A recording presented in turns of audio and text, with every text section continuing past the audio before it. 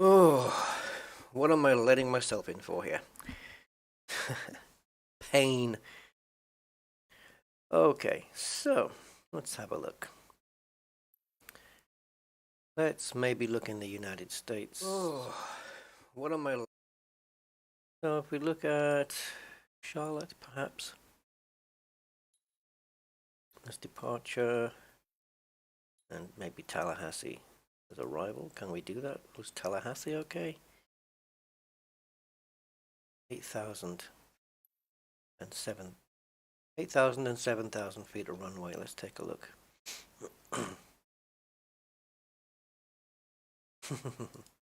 It looks, yeah, it does look long enough. Okay, flight time. Mr. Chief, hello, Mr. Chief. How you doing, sir? I'm just literally in the embryonic stages of plotting a flight here.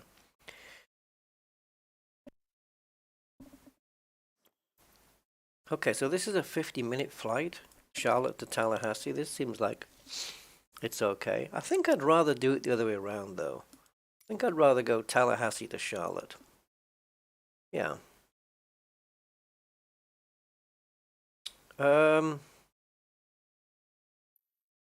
Okay, let's do that. So let's just pick a spot to go to. I hope they don't have us taking off from here, 18, because that's going to be one hell of a taxi. Okay, do we have any medium gates? Yeah, we do. We have B1 as a medium gate. Let's choose that. Okay, and we don't need destination. I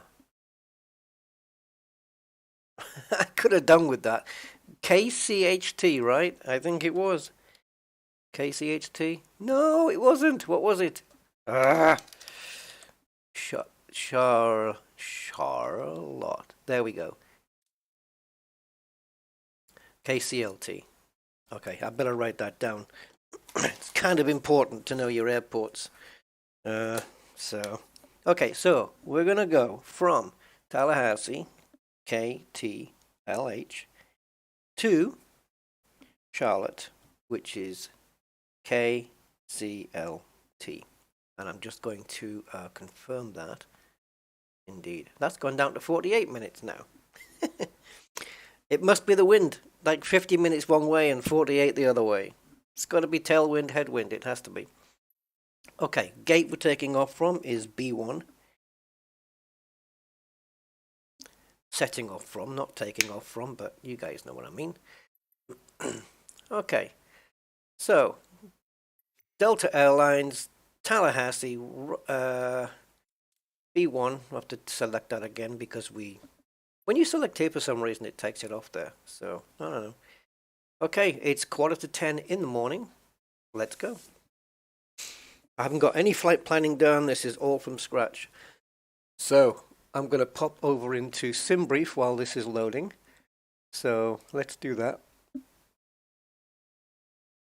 And I want to bring it up for you guys to see as well. So, okay, I think that's it. Yeah. Alrighty, so I'm going to make a little change even in this. Right, so we want to do a new flight.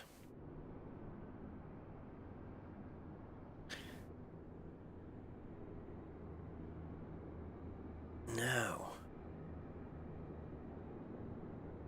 Okay, I got you. Right, so the airline is Delta Airlines, so DEL, flight number 2627, departing from KTLH, Tallahassee, and arriving at KCLT. The alternate airport is KRDU, so we're going to write that down as well. We're not going to use it, but I like to feed it into the plane anyway. Departure time 15:15. I don't see us making that, so let's go with 15:30. Airframe will be the Builds A310, available online. I found it somewhere.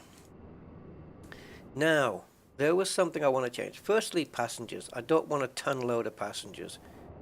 So just give me 111, 111. Now, altitude. Apparently, I was told by a friend of mine that SimBrief does set high altitudes for short flights. So we're going to see if we can not do that. And I'm thinking, if I select the altitude here, I'm guessing I do it in flight level. So if I put flight level 240, then it's going to force it. Ah, this has come off. Ah. I don't like that. Okay, I'll tell you what we'll do. We'll leave it on altitude for now. Okay.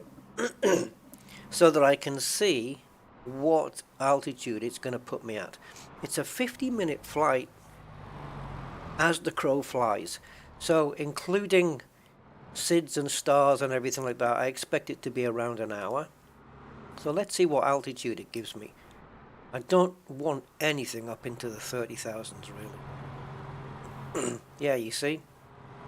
It's ridiculous. So we need to change the cruise, right? So if we go... Oh, this is such a nightmare, editing this. Hello, Andy. Welcome, sir. Okay, so let's go to edit flight.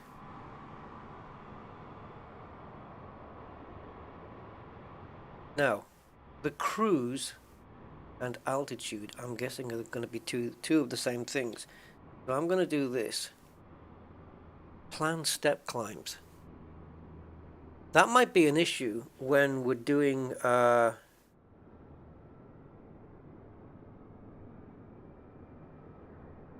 no, you can't, can you? This might be an issue when we're doing... feeding the information into the MCDU, but it probably shouldn't be. Schedule flight time, an hour and a half, you see. So I've edited the altitude, and now let's regenerate the flight. See if it does that, see if it obeys.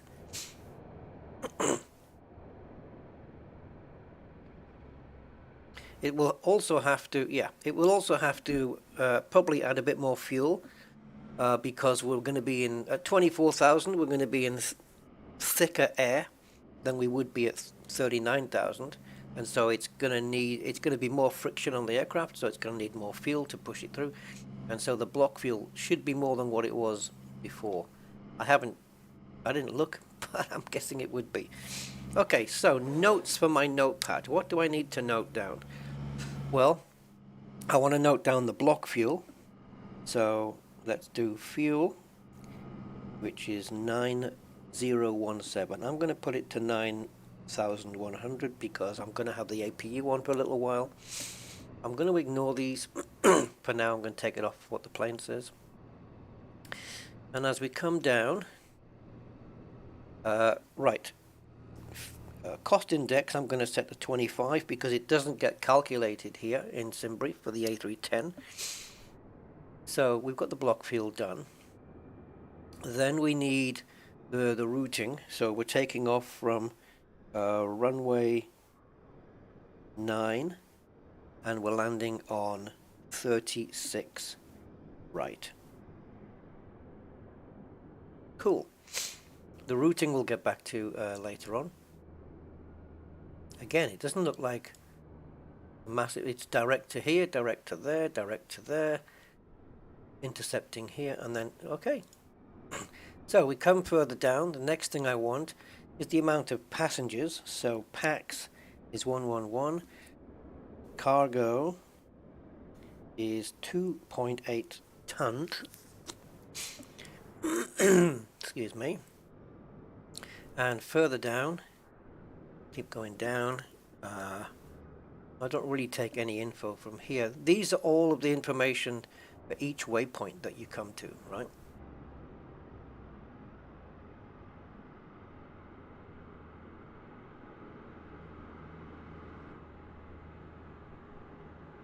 I'm just looking these figures. Okay. All right, so our top of climb is going to be 240. and the wind information at 240 is going to be, so TOC wind is 262.4046. Cool. I think that's all I take from this flight plan. The rest I get from Navigraph. Excellent. Okay. Go back over. I'll see if I can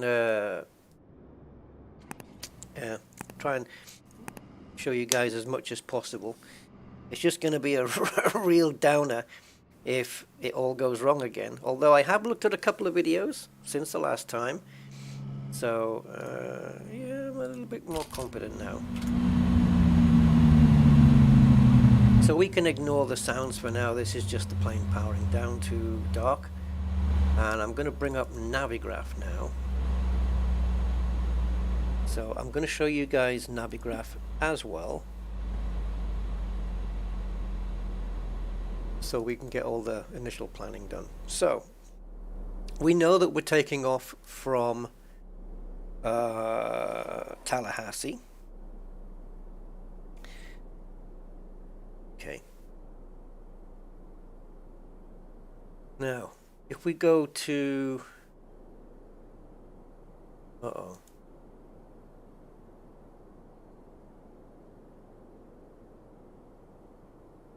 No stars. Any SIDS? That would explain a lot then. No SIDS or stars coming in or out of Tallahassee. I guess it's a small airport then. I want to go to airport info. Nope. Yep, that's the one I want. Okay. This is a small airport, guys. I hope we can... Yeah, I think we've got enough. Okay. So we're taking off from runway blah blah blah blah blah blah 9 here, and if you see here, the course outbound is 094.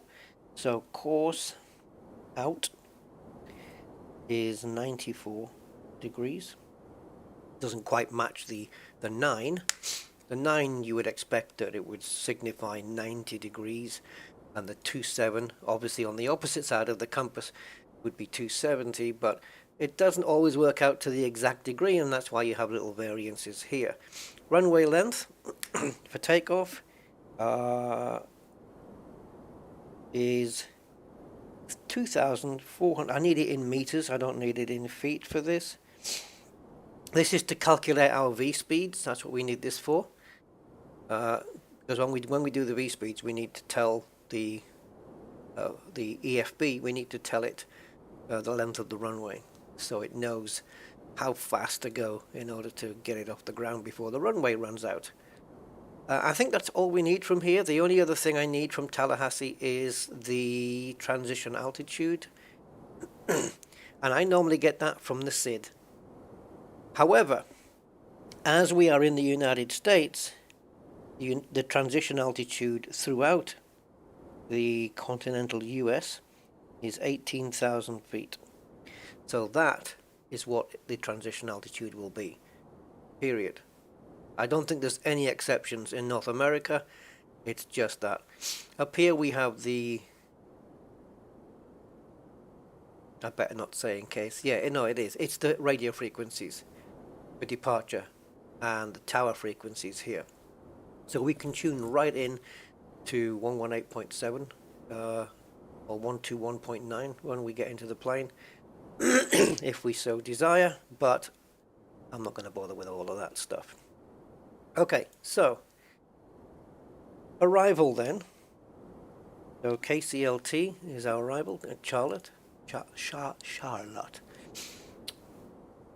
And again, I want to look at the airport info, which should be this one.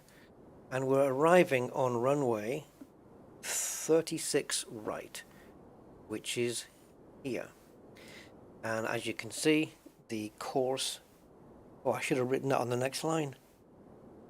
So the course inbound is 003.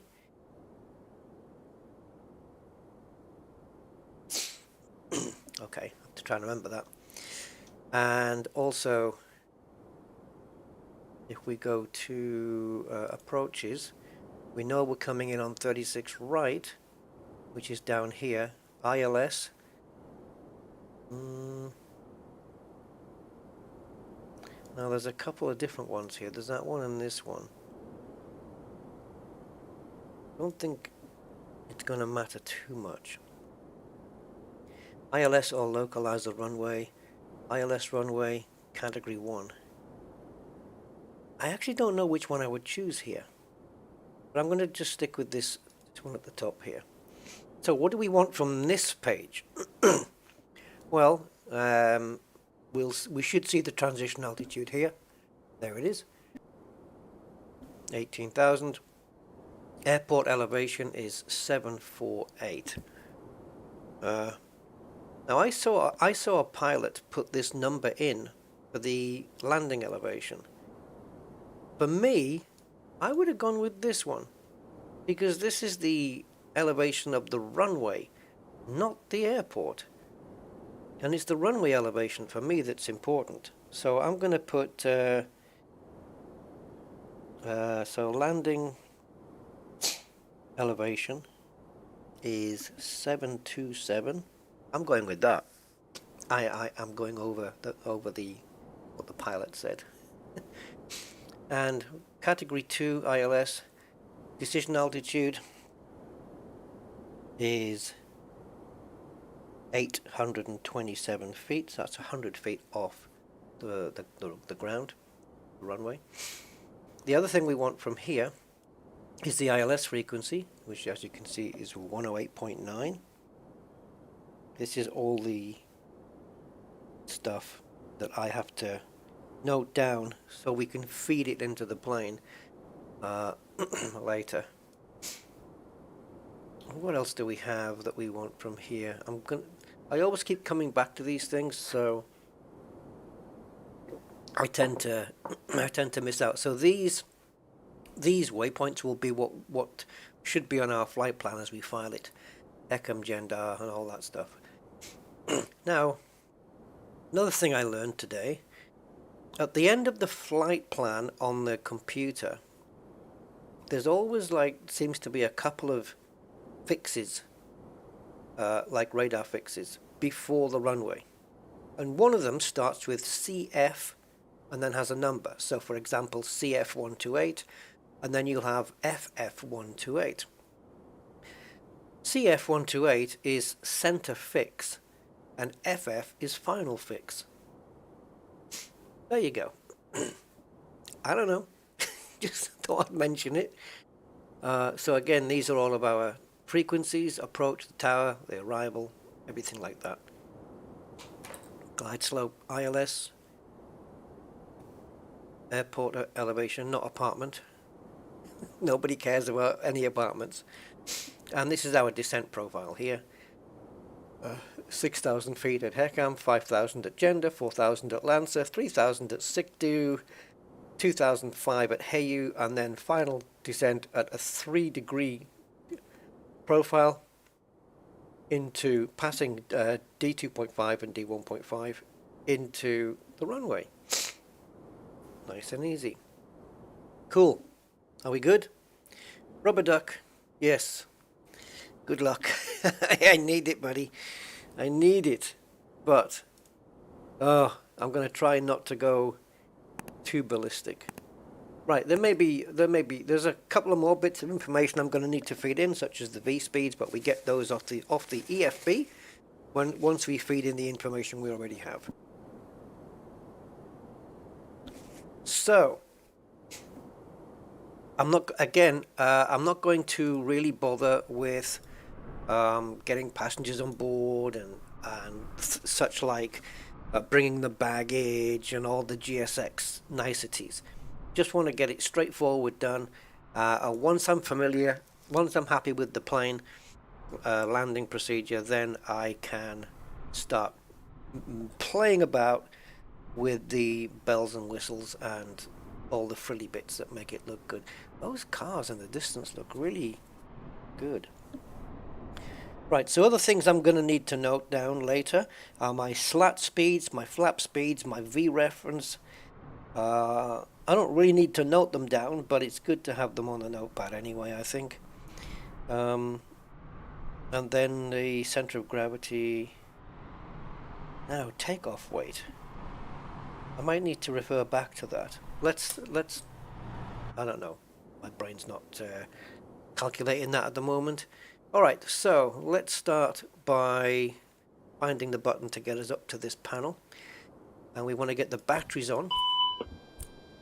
And just like in the fly-by-wire Airbus, even without the truck being outside, we do have external power. So let's pop that on. Next thing to check, hydraulics, all in the green, and they are blue, green and yellow hydraulic systems. You'll find the same on many planes, I would imagine, because Concorde has this, where you have a blue, green and yellow channel. So I'm assuming it's a standard thing to have three separate, or let's say it's common to have three color-coded hydraulic systems. Yeah, so they're all good.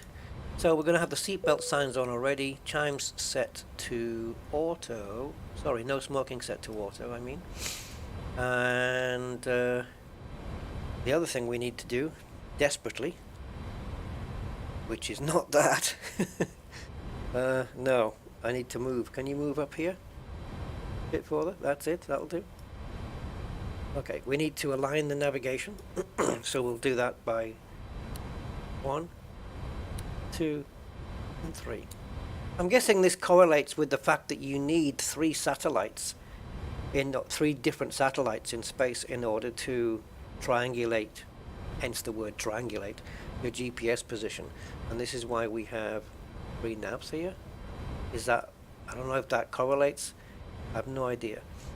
Okay, oops. These are already set in their correct positions, so I don't need to mess with those. So the alignment mode is set, but it's actually not going to be aligned on the computer yet until we feed it our our takeoff airport. So where's the? Let me get to this screen again if I can. There we go. That's what I want. Right. So we want the galley to be fed with, I think this is just power, right? This is either galley power or lighting or something. I think it's power, electric power, so that would make sense. I'm not going to bother with going through the loop tests because it's superficial in terms of the simulator. They're going to work. There's no random failures or any such thing like that set, so I'm not going to bother with that. Okay, so the next thing we need to do is, these panels are a bit loopy. I'm going to set the nav light on to position 1, and we're going to set the strobe light on to auto, and then we're going to set your dampers on ATIS or ATS. Which, this is the auto throttle system, maybe? I don't know. ATS, auto thrust, auto throttle. I think that's what that is. Pitch trim we'll do when we're aligned. Fuel is way too much, so that needs to be corrected. We'll do that later. And yeah, so the plane is kind of running. Everything's set, so now we can start down here. And I've just realized why this is angled. It's like a notebook. Manual. It's a manual. Yeah. Cool. Alright. So it's asking us here to align the IRS, so we will do that. First thing I want to do though is go to the menu, go to ACARS, and go to Request Sim Brief Plan. Go. Pending, and it's in. Company route uplink done. Okay, let's clear that message. Align IRS. Well, we can do that now. It's going to feed in the alternate airport as well, which is KRDV. KRDV, where would that be? It's not Denver. So we'll put that in up here. Oh, airport not in database. I may have typed it in incorrectly. I'll just double check. SimBrief. Yes, I have. KRDU is actually where it is. Actually don't know where that is. KRDU. Looks, oh, okay, it's a rally, like the bikes, rally. So Walter Raleigh, that. Yes, KR, oops, again, KR, DU. Okay, feed that in, lovely. Flight ID, well, it's Delta Airlines, so it's Del 2627. And now we can say align IRS. And it definitely has it. That's just a direct line to our destination, I suppose. Yeah, that's not right. We'll have to correct that as well. Okay, so we're going to clear GPS primary. That's the one we're waiting for. Nav accuracy upgraded. So now we can get back up to here and we can put the pitch trims on. Do not put these on until you are aligned. These are things I learn as I go. Oh man, learning all the time, guys, honestly. But you have to. I'm not going to let this thing beat me. No, it will not. There are some systems that work quite differently to the Airbus A320 up here. But you know, it's just the way it is. Yeah, okay, so what else? What do we need to do now? Right, firstly we need to go to the, once we've aligned and got our, excuse me guys, I've just had something to eat and it's still not letting it go. So I'm going to set my cost index to 25 here. It's the only one that's not filled in. Now this screen is done.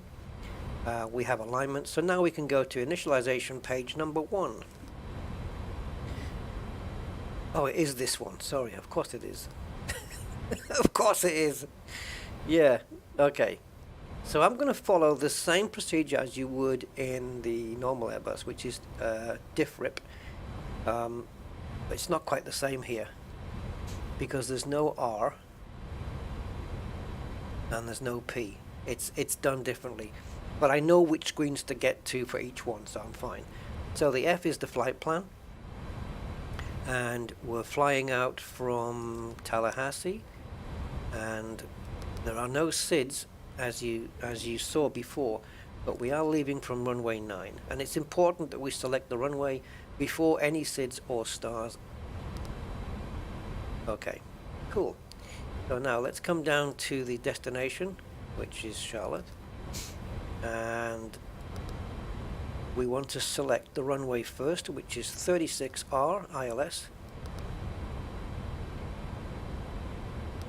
We've got 3 here. We've got a center, a left, and a right. So we're going to select this one.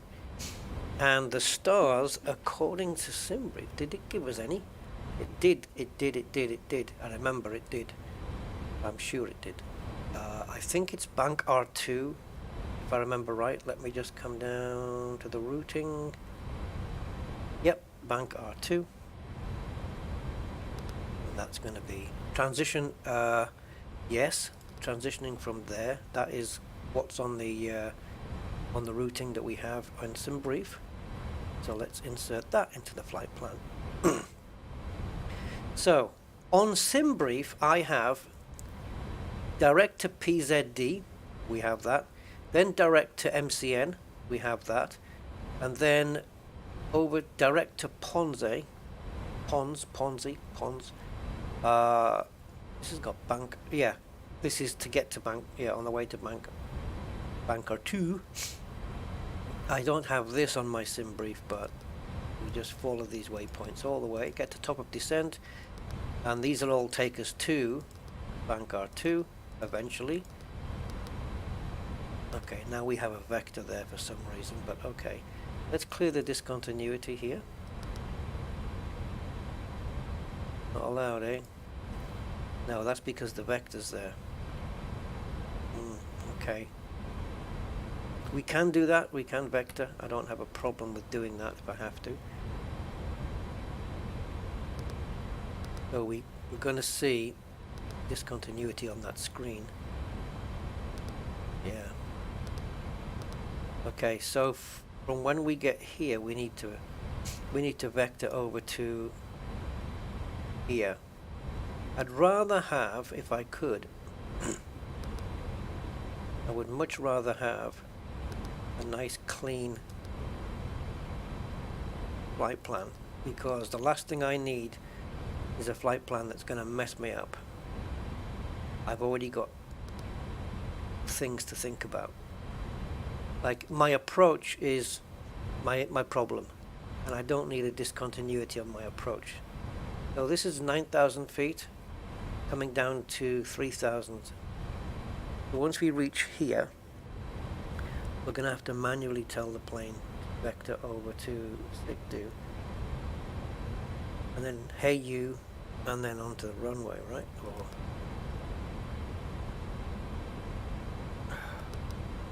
why do we have to have a discontinuity that I cannot clear? Okay. Well, that's another extra thing to deal with, which I didn't want to have to deal with. But okay, we will deal with it.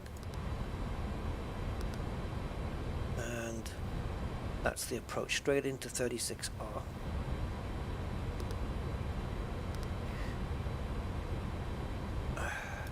This is annoying me. Okay, so which way down? We need to go this way. Do you know what's... Am I missing something here though? Because maybe I just don't know how to read this. But Bank R2 is not actually listed here, but we do have references to it from here. But yet Bank R2 is listed in the actual routing of SimBrief. Okay. Okay, we'll just have to... this isn't ideal, but we'll just have to cope with it. Okay, so back to the init page then. We want to go on to next page. And we want to put our block fuel in. Okay, let's fuel the plane up and get everything done beforehand. So to match SimBrief then, we chose 111 passengers. And cargo was 2.8, I think. Yep, it was 2.8. And the fuel, I set it to 9 point something. Quite a bit of fuel actually. 9.1, which should give us plenty, I would say. 9.1. Okay, if you don't mind applying that to the plane, thank you very much. So now we have a center of gravity of 26.5 and 0.8 up, which is our pitch trim. Cool. That gives us a zero fuel weight of 91.8. So ZFW is 91 point. What is that, 8? Yeah, 0.8 will do. I was going to round it up to 9, but it's okay. Gross weight is 100.9. 100.9, which I'm getting from here. Again, we'll need those to calculate the V-speeds for takeoff. Cool. Right, back down here then. So block fuel 9.1. Zero fuel weight is 91.8. If I go with 91.9, the plane's going to think it's a tiny bit heavier, which might be beneficial to us. Now it's calculated the gross weight as 100.5. It's actually touted here to be 100.9. But I'm okay, we'll leave that. And the CG, which we were told earlier, is 26.5. And with the CG, we were also told that the pitch. So the pitch trim is 0.8 up. So we need to go 1, 2, 3, 4, 5, 6, 7, 8. Now, another thing on these throttles, do they have written detents on them? Can't move. Don't know why. I wasn't pressing the correct key. They do not have written detents on them, do they? It's like the Airbus A320 does. It has climb and yeah, it's got, you know, the climb detent written on the side here. This doesn't have it. But okay. Oh, and you know when we disconnect autopilot and it goes beep beep and it doesn't stop? I know how to stop it. This little fella. Apparently. So, learning all the time. Okay, so alright, so we've done this. Everything seems to be okay here. The performance page, the takeoff page, we'll get back to in a moment. I want to set now the landing elevation, which is here. We don't have to set this now, but I will. So it's 727. We can only go in hundreds and fifties. 27 is closer to 750 than it is to 700, just. So we'll set that there. Also, I don't know, can we select this now? Does it work now? Maybe? It does. Okay. Right. I need to be told as well what the difference is between the DH and the MDA that you set down here. They're both decision altitudes, but I think they're used in different weather conditions or something. Right, we need to fix this, so we do that by getting the METAR for here. So let's take a look at the METAR for Tallahassee. Is this little fella here. And we can see that what? Okay, either I'm not seeing it. Oh, there it is. America uses a different system. America doesn't use the millibars, it uses the hectopascals. So 3015 is where we need to be on this. 3015, also set the same on the backup instruments, and that's our correct altitude.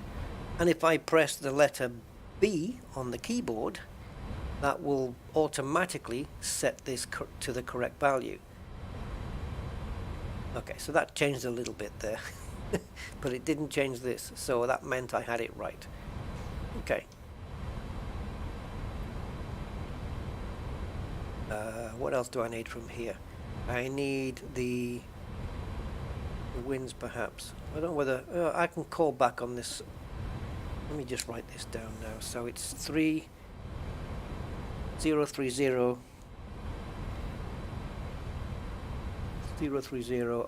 knots, and the outside temperature is 18 degrees. And I'm good with that now. Okay. Oh boy, oh boy, oh boy. Next. Performance for takeoff.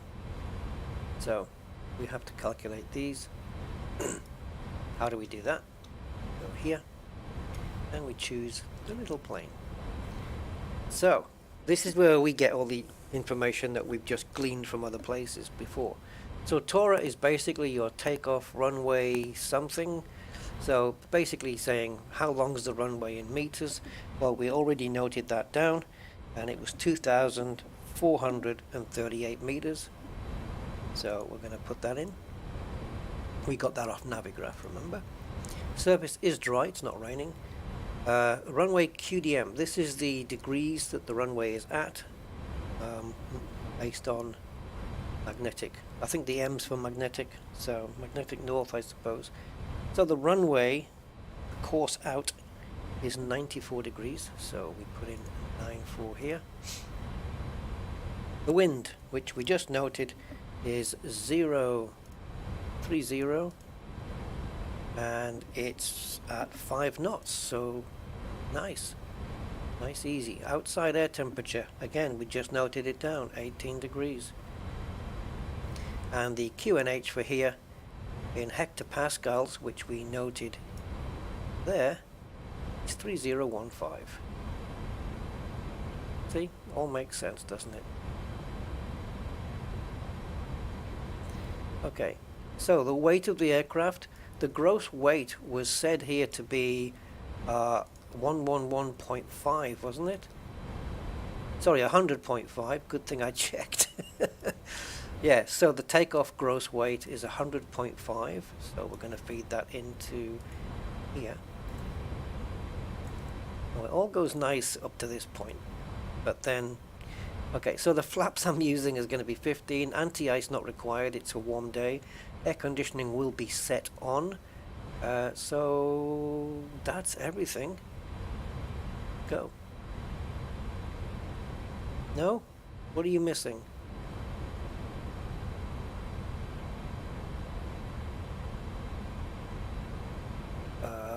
Okay. Is it this?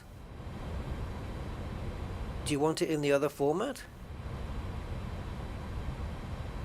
I don't think so. But okay, let me just try. I just want to see. Can you not select? No, you can't. It is. This is the problem because you see the red line there. I'm going to put the old one in there. There we go. So hectopascals and millibars are the same thing. I thought HG was hectopascals. This is inches. This is millibars. Okay, I guess I got it wrong then. All right, so we have our V speeds now. Flex to temp I'm not going to be using today. It's going to be Toga. So 130, 132, and 146. So go to takeoff page, and we want 130, 132, 146, which we have to set up here. And that should set it back down on here. There it is. Everything else I'm going to leave. Throttle reduction, I'm going to leave it just as it's supposed to be. I'm not going to touch that. Let's take a look at the approach page. I don't think there's anything I would do here. Now, when you're landing, guys, you can select whether you want the plane to land in a flaps and slats 2020 position, which would be here, or the slats and flaps 3040 position, which is here. Now, if you the plane defaults to 3040, but if you want to choose 2020, you don't do it from here. There is a switch here. EPWS landing slats. There's your 2020 position. There's your 3040 position. Isn't that something? ILS and course for landing. I'll feed that in on the when we're up in the air. MDA the same. I'll feed that in later. This is our decision altitude on the descent. I'll feed that in afterwards while we're in flight. Hopefully I won't forget. So I think we've done everything that we need to do here. We've set the takeoff. We've set the takeoff. Let me go back to previous page. Oops, don't want to do that one. Go back here. There's also a tactical mode here where we can set max. Like this one is max descent or economy, and then you've got max climb, which you can set here, but hopefully I won't need to use that screen today. Hopefully the plane will come down smoothly. So takeoff approach, everything is set. I'm happy with that. Flight plan I'm not 100% happy with, but I'm going to go with it. And so now I'm happy with all of that setting. I think we can start getting the rest of the plane sorted out. There's nothing else I want to set up here until we have the APU running. Turn on the flight director. I don't know if that gets cancelled when you switch over to APU. It shouldn't. Just in case it does, I'll set it again later. Right. Okay. 3PO. Greetings, 3PO Africanus. Welcome to you, sir. 3PO. Cool. I like the name. Alright, so let's continue with the flows then. So, starting from the bottom up, we've done those. I'm happy with everything that's up here. We've also set everything here. We're not going to set the beacon light yet, we're not ready to start the engines. Beacon light is just before you start the engines. Beacon light is basically to warn people outside the engines are about to power up, and we're not there yet, so we'll just go through all of these. I'm happy with everything here. I know already that there's things I haven't turned on which I need to turn on, and one of them is the low power oxygen, I think it is. But I want to get the APU on, I think, first. So let's do that. Let's get the APU switched on. 1, 2. No, we can start it. Takes a little while on the A320 to power this up, but we can wait. The Boeing 737 powers up APU, I think, a bit quicker, but we'll just wait for the thing to come out of the hole at the back here, and we're good to go. But it's not going to power up because I don't have any fuel pumps on. I'm going to turn all the fuel pumps on. We needed the inner pump too for the APU, but I'm going to turn them all on at this point. And once the APU has powered, we can start putting the probe heats, window heaters on, and all that palaver. Man, I've learned the startup procedure of this thing pretty quickly. I know there's probably things I'm missing, but I think the things that I'm not doing is simply things like, you know, check this switch that is in, check the throttles are in this position, and I know they're going to be, you know, because it's how the plane's set up. So, but they are events that a real pilot would go through in a proper check of the plane. I just want to get through this to learn it, and then I can start pretending I'm a real pilot later on. I'll go and get my uniform ordered, shall I? With my little stripes on. Okay, so APU is either powered up or is powering up. We can check here.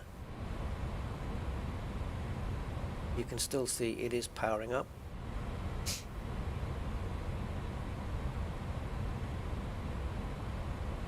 Awesome. And there we go, we got some nice voltage there. Okay, so APU's up now. I'm happy with that. And so, I'll start from here, from this side. So, again, you have to check cabin systems are set to 1, but again, this is stuff that it's already set by default, so I'm not going to bother. So, let's get the window heaters on, and let's get the probe heats on. Those you do have to do, by the way. You don't want any white writing on the... You don't want any white writing on here. Or any orange, I think, as well, by the time you're ready to take off. So, cockpit door, again, just superfluous to requirements for the moment. Don't need any of that stuff. Okay, back down, whoops, back down here. And I'm going to switch the APU bleed on right now.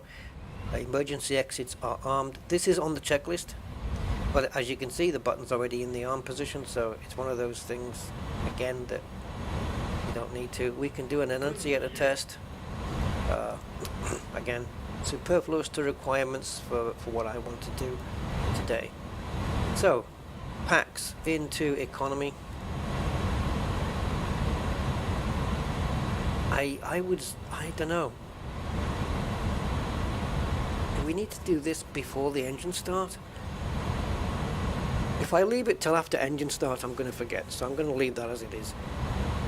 Okay, then we have to make sure all of these switches are in the auto position, and they are by default. So I'm good here. Wow, look at this. VHF communications. Isn't this like the really old style? Like if maybe some of the primary systems fail, you've still got like these old style of communications. Is this what this is? Because of course, if the GPS goes away, then you can fly the plane by going VOR. and stuff like that. It can even navigate to beacons, the old style beacons. Yeah, so this plane can do all that, but then so can all the others. They're all backup systems, you have to have them. Now, we're going to put the beacon light on because we're close to engine start. And now that the APU is on and done, what else do I need to set here? I'm just going to set this flight director on again just in case. It seems to be fine.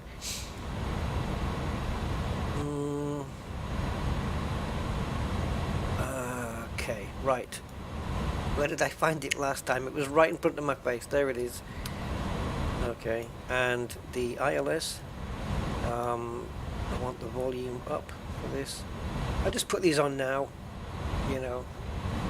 Turn these volumes up now because why not? And to get my armrest down, it's, I don't know, it's somewhere. Oh, is it there? There we go. It's in the way though. I need these frequencies. So it's in the way. Leave it out the way. Yeah, this is for your beacons. And then you've got your, oh, the VHF. So it's not the old one. This is the tracking the VORs, I suppose, there. Alright, so rudder trim reset, done. I forgot to do that on my last flight, but no worries. Right, APU is running, external power is connected. Of course it is, we don't need that anymore. Parking brake is on, seatbelts on, that's smoking on, economy flow selected. Good. Let's get rid of the external power guy. We don't need him anymore. And I think we're ready to go. Now, question is, where do we go? We are leaving on runway 9, which I think is this one. So I need to go nose left on the pushback, and then we can follow. We can either come down there and then go all the way up, or go all the way across and then come all the way down, which I think is probably the better choice, yeah? As long as I know it's nose left, I'm happy.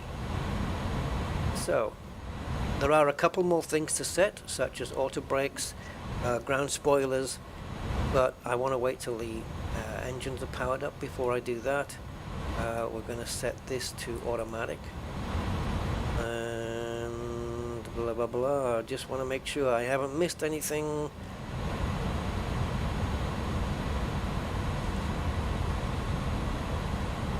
Anything to set from here? I don't think so.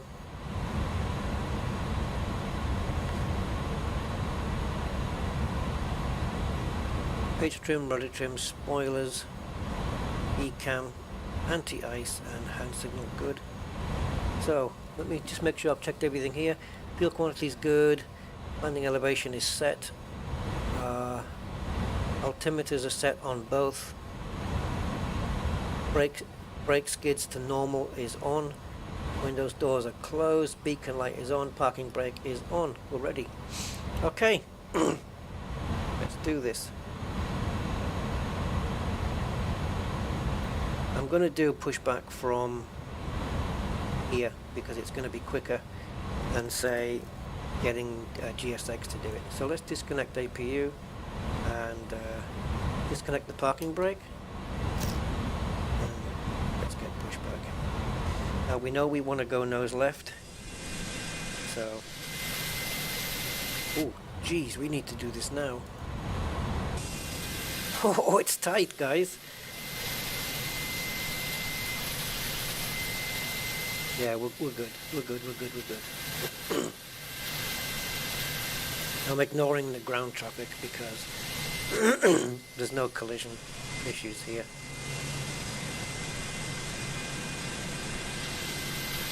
I like how it says welcome to Tallahassee when we're actually leaving. But have you noticed these? Is this on the real plane? Because I noticed this yesterday. And I don't know if it was like just a texturing issue or something like that. But yeah, there's something, this wavy texture, I noticed it before. I don't know if it's meant to be the airframe or Or, I don't know. Does the real plane have this? Interesting. This plane's a little bit dirty, but I prefer the dirty liveries over the clean ones anyway. Okay, so we have a couple more things to set here, and that is the course out, which is 94 degrees. This is just to match the runway heading.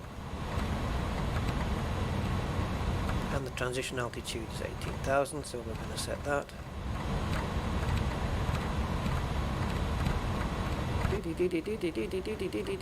Come on. There you go. Okay.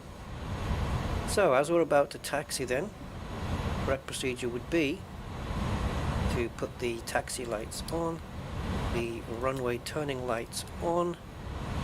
I'm going to put the wing light on for now. Landing lights can go on, even though I'm not sure whether you're supposed to turn or need to turn these on when you're in like a bright sunny day, full daylight. I think maybe you would just do it as half of the course, really. I don't know. Okay. So engine start. We can do that now.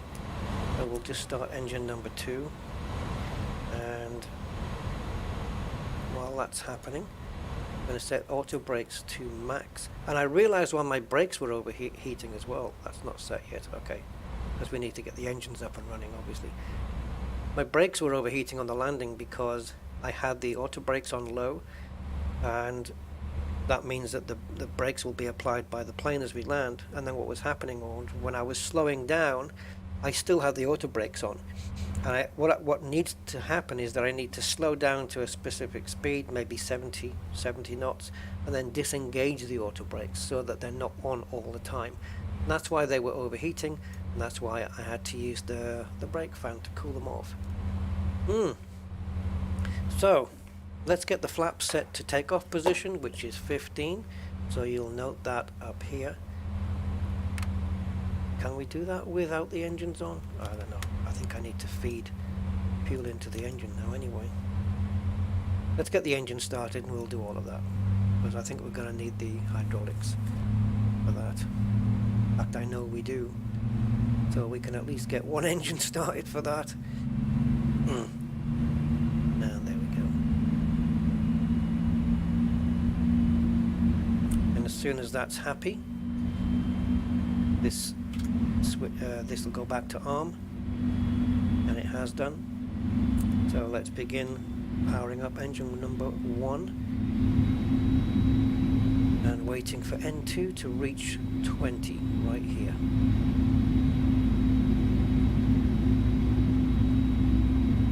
(15, 16, 17, 18, 19, and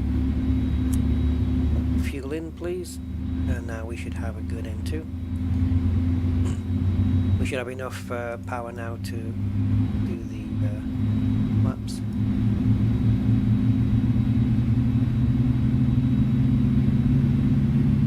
Let's put that back into map mode, stick that up to 30. And maps going down into the 15 position. I think I've got them in 10 at the moment. APU now has been switched. Well, it's not using APU power anymore. I saw it just switch over to the engine power. Okay, so there's your flaps in 15. And now we can go to, is it this screen? Switch off the APU. Engine start, ignition to off. And I think. Therefore I think we're ready. Okay, so auto brakes to maximum, ground spoilers armed, or speed brakes I should say, whatever you want to call them. Let's go, let's roll. Parking brake is off.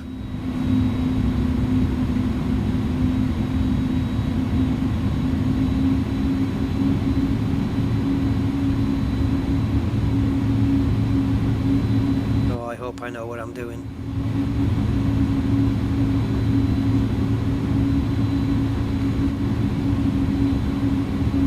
So as I said, we'll choose this taxiway here. Let me see if I can just bring this up live. So we're going to pick this taxiway to get ourselves onto runway 9.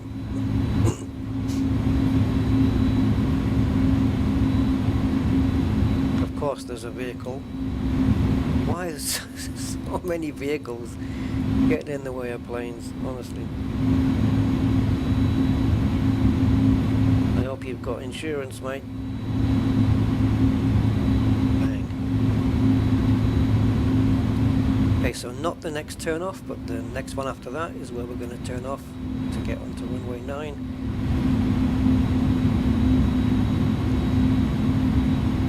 So I'm confident, I'm happy with being able to set up the plane from cold and dark, prepping it for takeoff. I'm happy with that. Despite the fact that the actual official checklist is huge. It's a big one, even compared to, I think, the A320 and the Boeing 737. It's a big checklist. It really is. Okay, so we need to be taking this next turn off here. Well, let's just make sure we're slowed down enough. We can execute this turn nicely.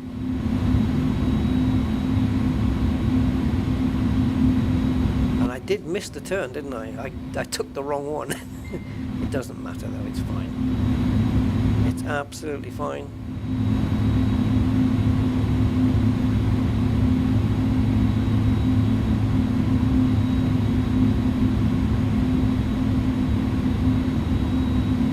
Normally I would stop here and do the before takeoff checks, but I've done them, so I'm happy. So we'll just go straight on to 9. And it looks like, if you look at the windsock there, it's coming in our direction, so to speak, so we do have a bit of a headwind. So actually it's not quite a headwind, is it? A little bit blowing across us at the moment. But yeah, you want to be set up for a headwind, really. Okay, so parking brake is set. Yeah, it's kind of blowing as a headwind to us, but it's also going a little bit off that way. Which is okay. I should have maybe stopped before and checked everything that I'm happy with it. We set these now. Yeah, I'm not going to set auto throttle. I think it'll set it on its own. So, apart from setting the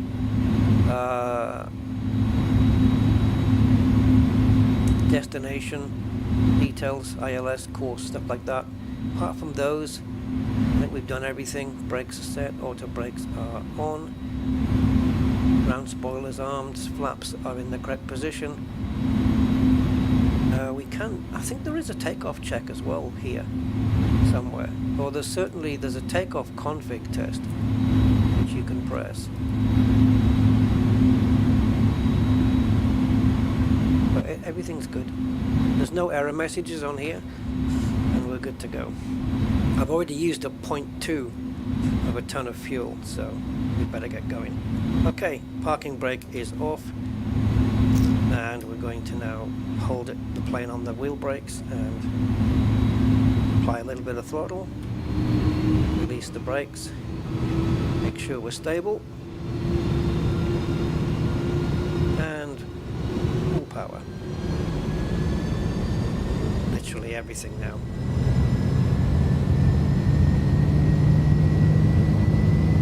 Or at least it's set to auto, so the plane will give itself the appropriate amount of throttle.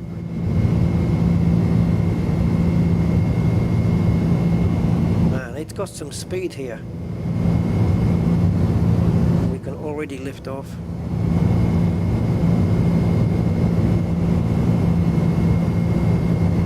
because we don't have any SIDs, you can see that there's no flight plan on our thing in front of us. Okay, so positive rate of climb, gear is up. And I'm going to reduce the flaps now. Start reducing them a little. And I'm going to manually turn the plane into the flight plan, or onto the flight plan. Okay, I'm going a bit too high there.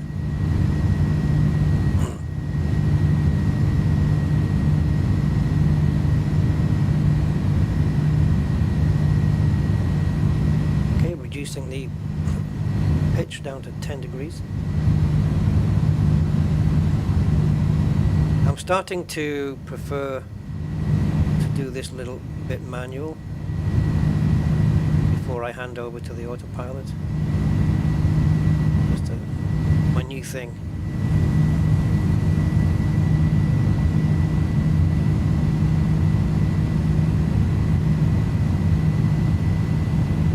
We'll just get this thing on course.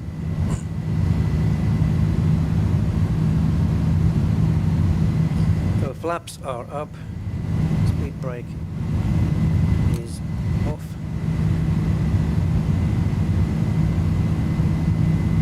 Normally my first officer will be turning the lights off now, but I don't have a first officer.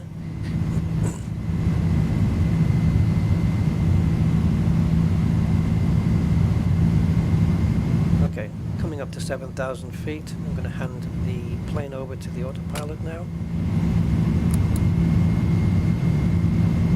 And I'm going to go up here, and we're going to turn off the landing lights.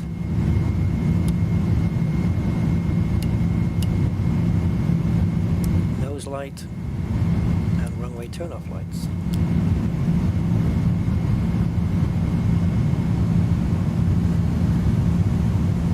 So far so good.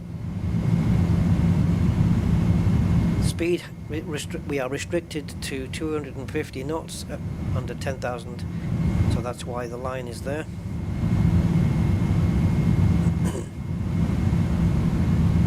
Once we break 10,000, we're allowed to. There you go. Lines disappeared straight away. So now we're allowed to put the afterburners on and go for it. Okay, so we're making our way up. Now 270.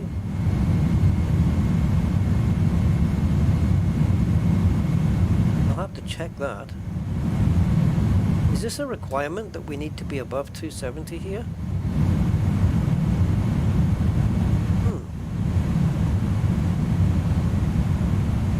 I'm probably not going to be able to obey that one.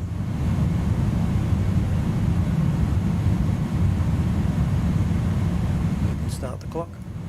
Should have started it when we took off, but it don't matter. Okay.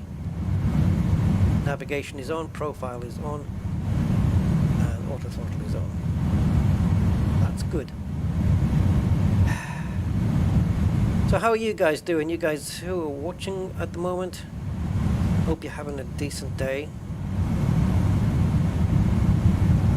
Let's take a look out.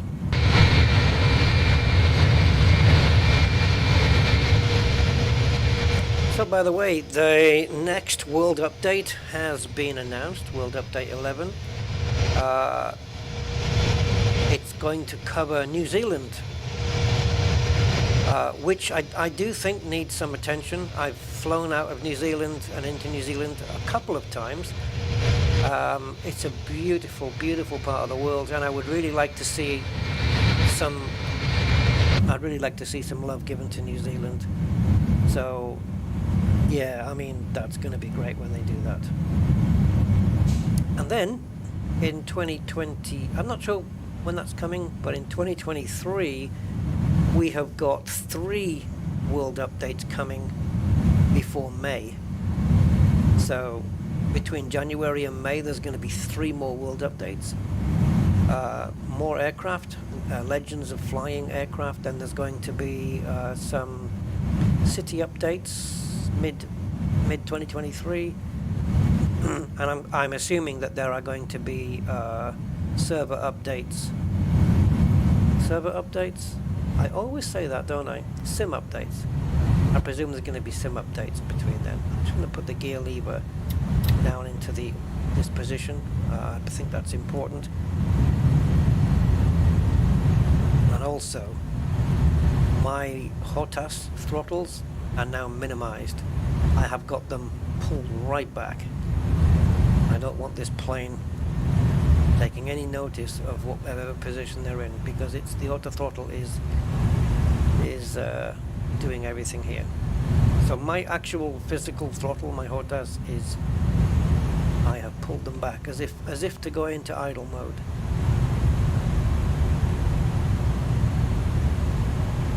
So I'm happy with everything here. Once we've reached our altitude, okay, so there's 18,000, and how are we doing here? Good, we can go straight up. Now, if the plane doesn't climb on its own,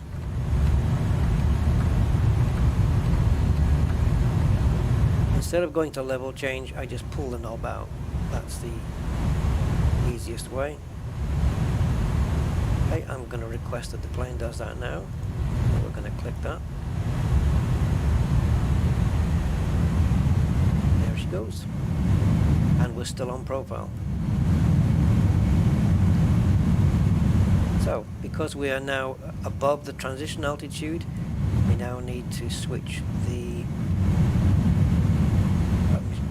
to standard. Standard here is 2992. So, because we don't have a pull-out button here, we have to set this manually, and that should correlate there. Okay, fine.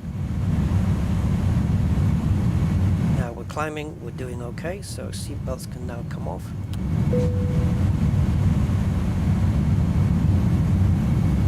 So far so good. But this isn't where I have the issues. I don't have issues here. I only have issues on the final approach. And even if it goes wrong now, I'm still gonna nail it at some stage. Right, so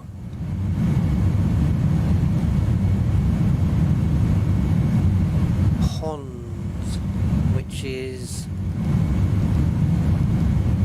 just before top of descent here. This is actually telling us to be at 270 or above, so we may need to do that.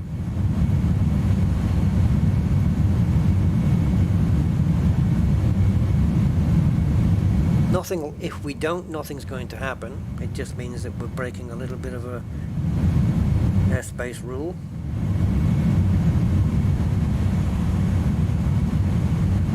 So once we get to 24, we should see our engine power output diminish quite a lot. In fact, as it nears 24, it should start backing off anyway.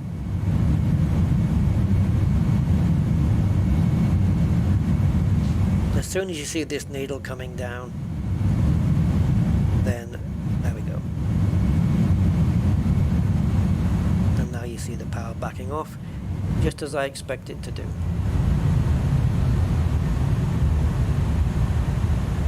Okay, it says that the skin of the aeroplane is cold enough to be in the icing range, so we will supply anti-ice onto the engines and onto the wing.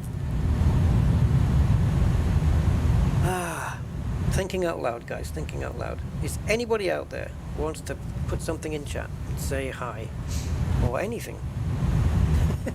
Did I have too many question marks in my title? Did I have too many exclamation marks? Let me know. Let me know what you think, guys. Yeah. Alright. I'm happy with this right now. Okay, so now we've reached cruise. Let's feed in a couple of numbers, shall we? So let's first go to here and feed in the ILS frequency for the runway that we're going to in Charlotte. And the ILS frequency is 108.9. And the inbound course for the runway is 0.003. There we go. The other thing we need to feed in is the decision altitude, which we can do here. If we come here, we've got the decision altitude, which is 8, 2, 7. And we'll feed that in there. Ooh. Then we have our final approach. Was I supposed to do that? Yeah. No, this is wind correction. I think I said correlation last time. I don't know why I came out with that. But yeah. Oh, did I? Maybe I did say wind correction.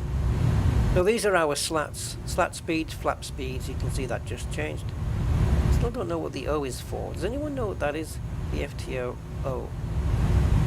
I'm not even... I questioned this landing weight on our last flight, and I saw another pilot question it on his flight. Our gross weight right now is 99, landing weight 94, so that means from now to landing we're going to use up 5 tons of fuel. I guess it's possible. We've got 7.1 on board. That doesn't look weird to me. That doesn't look weird to me at all. And it looks like, again, we've got a little bit of a, as you can see, a 44 knot wind here, which is just brushing the tail out on the back. Let's take a look out. Hey, Richard. Question mark's about right. Yeah, thank you. I spent a lot of time working on those question marks, trying to figure out, is this too little, is this too much? That's why the stream was a little bit late starting.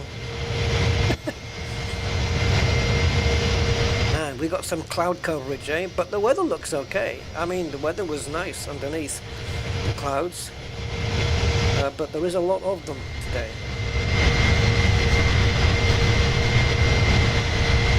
There she goes. She's taking another turn. Wow, look at the banking on this. Now, you can limit the banking here. And oh dear. I think you do this, set it to 15 when you're up in the, you have to make sure when you're coming down, you have to set this back. This is your bank limit for your autopilot, so that it can't turn as much. It's got a 15-degree limit here. But when you switch it back to normal, that means the plane's allowed to go as far as it's allowed to be done, right? And I have to make sure that when I come to descend that I put that back onto normal. And I'm going to leave it on normal, because if I don't, I'm going to forget later. 100% sure. No question. Okay, so we are approaching top of climb, but we're already there because we did ascend a little bit early. And let me just drop this out a little bit more. Nothing there. So from PZD to MCN, it is 61 nautical miles because it says so here.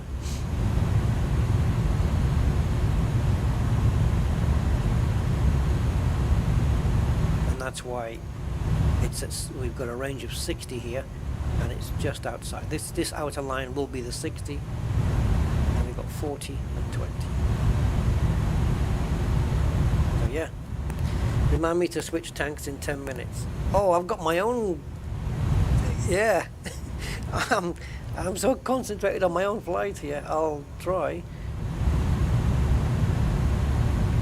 When did you ask me that? 2 minutes ago?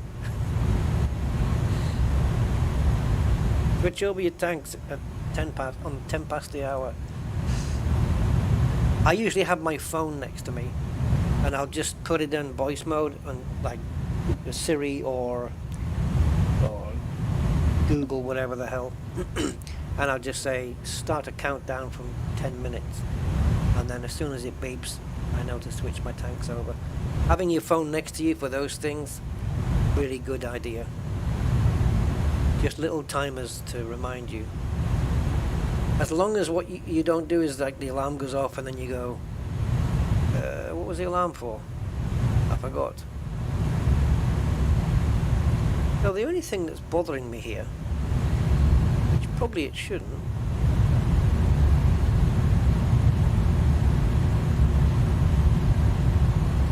this is our target. This is 100.6. Ah, okay. No, that's okay then. Yeah. Forget it. I was thinking of something else.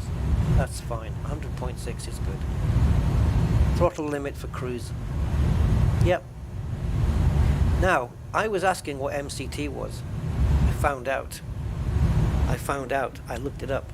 So, this panel is called, because I downloaded some PDF files on this. I can't remember what this is called now. Jesus. It's like a thrust panel, or I don't know, whatever. So you have these 4 buttons. Toga is takeoff go around, which is basically your takeoff thrust. And also if you need to do a go around, it will be the thrust that you apply for that too. And that's the thrust you would use if you were just going to grab hold of your throttles here and just push them all the way forwards, then you're in toga. Unless you've set a flex to temp, in which case however much thrust, let's say flex to temp puts you at 95.6 thrust, then when you push these full forwards, you're only going to get 95.6% of thrust. Toga gives you everything, right? Then you have CL, which is your climb thrust, your cruise thrust, which is where we're at now because we're cruising, and MCT is your maximum climb thrust, which will be different from your climb. So if you need more climb thrust, then you would hit this and it would give you the maximum climb thrust. That's what that is. Right. We can switch that off actually now.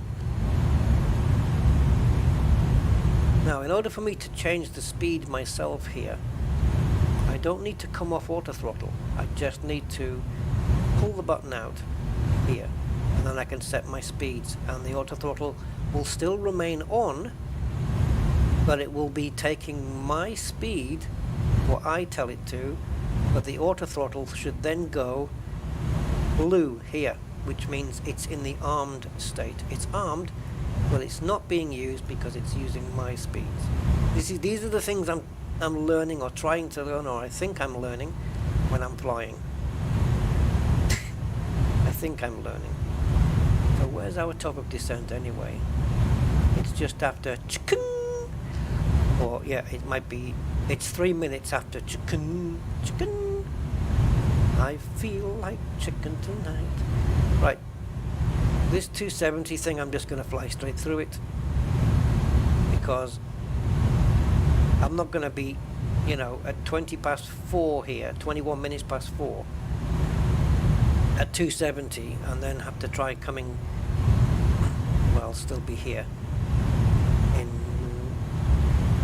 4 minutes to get it back down to 240, to lose 3,000 feet in 4 minutes. Nope, I'm going to leave it at 240. I don't want any shambles. Now, flaps. Once we're under 245, we can set the first stage. Once we're under 210, we can set 15 flaps.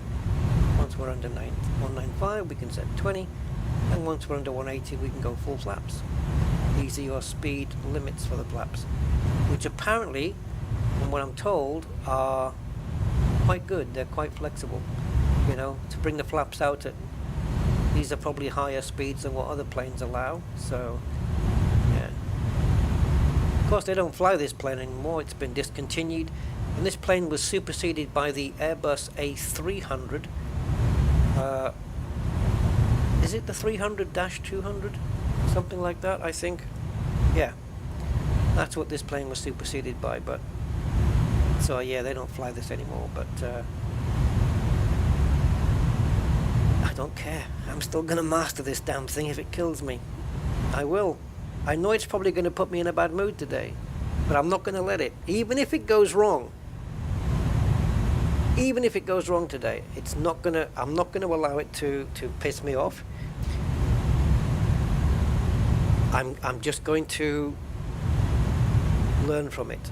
And when it does, if it does go wrong, if it goes wrong, I want to make sure that I'm noting everything that's written across here, because I noticed on my previous flight I had a thing called THRL, which is throttle limiting, which is like the alpha floor on the Airbus A320, and yeah, it's like a throttle limiting mode.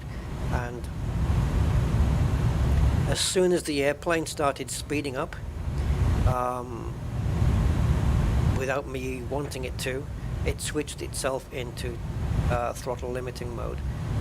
So I think that's kind of a protection. It's like the alpha floor, where the plane will, you know, I think it maybe have had something to do with my, well, actually I don't think it was, but I have read that the throttle limiter can come in when your angle of attack or your angle of descent is too steep, or you're going too fast, or whatever it is. It doesn't like it, and so the plane will, you know, try and pull up and engage more thrust and stuff like that. I don't think that was the case for me. I think I was descending very smoothly. I was observing the speeds on the flight plan, and I think that was not the case. I think what happened was maybe when I was selecting the speeds here, the auto throttle was not auto throttling anymore, it was just armed, and so it was taking inputs from my actual HOTAS throttle, which was about, I would say, 35-40% on, which because I had it set to around the climb thrust rating. So it may have been using that, and that's why I now know to bring my HOTAS throttle right the way back so that it's closed, and just allow the plane to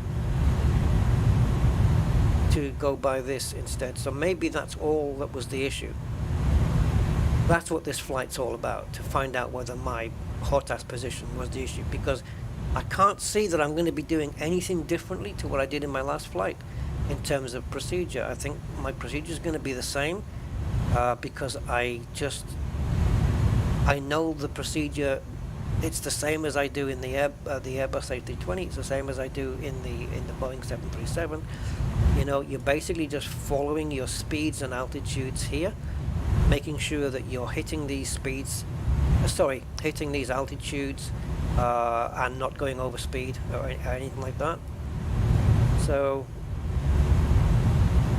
yeah, I mean, let's get the speeds here: 295, 270, 295, and we're currently 295. Yeah, so far so good anyway. But I'm not going to be obeying this 270. So where's Ponzi? Ponzi is 93 nautical miles away. So if we switch up to 120, you can see it there. Yeah, it does. It says 27,000 or above, and that is a constraint. That is a requirement. I wonder who sets these requirements. Is it what do you call the body of people that sets this? But it is. Yeah. Yes, thanks, Richard. I'm just kind of thinking out loud here. Everything I'm doing, I'm just thinking out loud, just in case it helps anybody else who's been in my position. I found the Airbus A320 was not difficult to master. I'd only done the very basics of flying in Flight Sim X, in terms of I was always starting on the runway. I could never land. I was useless at landing. Like, I just couldn't do it. I just didn't know how to do it. I never did. And coming into Microsoft Flight Sim for the first time, it was the same thing. I just had no clue about landing procedures. Starting on the runway and just pulling up on the joystick and taking off and flying around casually, yeah, that was easy. But the procedure for landing, I really didn't have very much of a clue at all. So everything I've learned in this sim. And when I saw Flight Sim, the graphics, the fidelity of it and everything, and you see all of this, it just made me want to learn it. I said to myself, right, I'm gonna learn what, as much as I can, what this means, what that means, what that does, what does this stand for, when do you engage this, when, you know, how do you file a flight plan. I was determined just to learn everything, and I did most of that in the A320 by fly-by-wire, yeah, I just pushed myself to learn it. And then the Boeing came out, and that was a different animal altogether. Of course, the fundamentals are the same, but the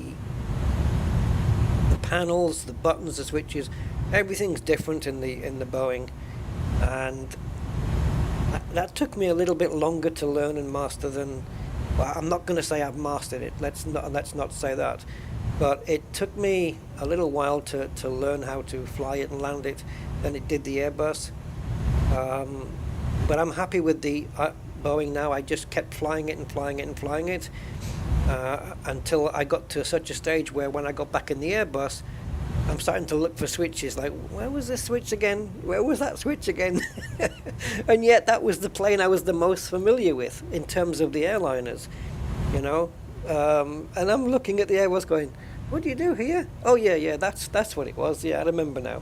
You know, and it got to that point where I was just not remembering, because I was constantly flying the Boeing the whole time, just to make sure that I was familiarized with it. Because, you know, once you've learned the basics, getting it up, getting it down, then you start looking at more finer details on the plane. Like, I never used to do things like decision altitudes and programming in the height of the runway of the destination airport. Whew, I didn't even know that was even a thing, you know. But it is. You have to tell the plane these things so that it knows, you know, yeah, the plane needs to know this stuff. And then I got onto this, which it's an Airbus, and I'm so familiar with the A320, but this is very different, because there's a lot of, on the A320, there appears to be, or there is, the A320 is like a flying computer, and it's like, there's so many systems that it takes care of on its own. And on this plane, you have to set them, you have to do them manually. But in the Airbus, there's things that the plane just knows what to do in given circumstances.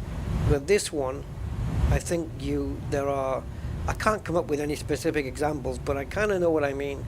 Like, there's things I have to do manual that on the A320, it just does it. Because it just knows. It's a very friggin' clever plane, the A320. I think I was on an A321 flight, and they had a leaflet on the back of the seat, and they were saying about that the plane has got 5 separate computers on board, each one individually capable of flying the entire plane on its own. So that's kind of reassuring in a way. But yeah, the A320 is really a lot more advanced than this. It really is. And the A310 does have a lot of the systems that the Boeing has, like setting pitch trim, right? I don't think you do that in the A320, do you? I don't remember setting pitch trim in the A320. I think it just automatically works it out and sticks it in the computer. Yeah. Well, I might be, yeah. On the Boeing, you set it manually, and on here you set it manually. And what else do we have from the Boeing? Like here, like the decision altitudes and stuff. I'm sure you must have to set that on the A320. I can't actually remember, because I've been flying the Boeing now for so bloody long. it was a little bit, not frustrating, but it was a little bit aggravating for me that I didn't know how to fly it properly. But once I got it, once I realized I could take off and fly and land with it, whether it be a manual or an auto landing, I just wanted to keep using it over and over again, because I just got to loving the plane. But it was more, it's certainly like this one is, the Boeing is more hands-on than the Airbus. The Airbus, basically, you can just feed in a few things, you know, feeding the basic, the things it needs, and then just it'll take care of itself. Yeah, like on the Boeing, for example, you have VNAV and LNAV, but the Airbus doesn't have such a thing. And even this doesn't have LNAV, VNAV. It's got the profile, which is following the flight profile, I guess, based on this, right? I don't know. I actually don't know. I know the profile is also to do with probably your thrust as well. Yeah, because I think these two are connected. The profile, and like if I come off profile and go to level change, I think the auto throttle either switches off. It doesn't necessarily switch off, but it'll arm, and then this will go from dashes to a number, ready for manual input, something like that. I might be talking a lot of crap, but I know that if I change profile to level change or altitude hold, I think these dashes disappear and they become a number. And even though the auto throttle stays lit, it becomes armed here. Something like that. See, now we got P speed and P alt. What's P though? Profile. See? P. So we're using the profile altitude and the profile speed. So like I said, the profile controls these two things. And then your navigation obviously controls your direction here. So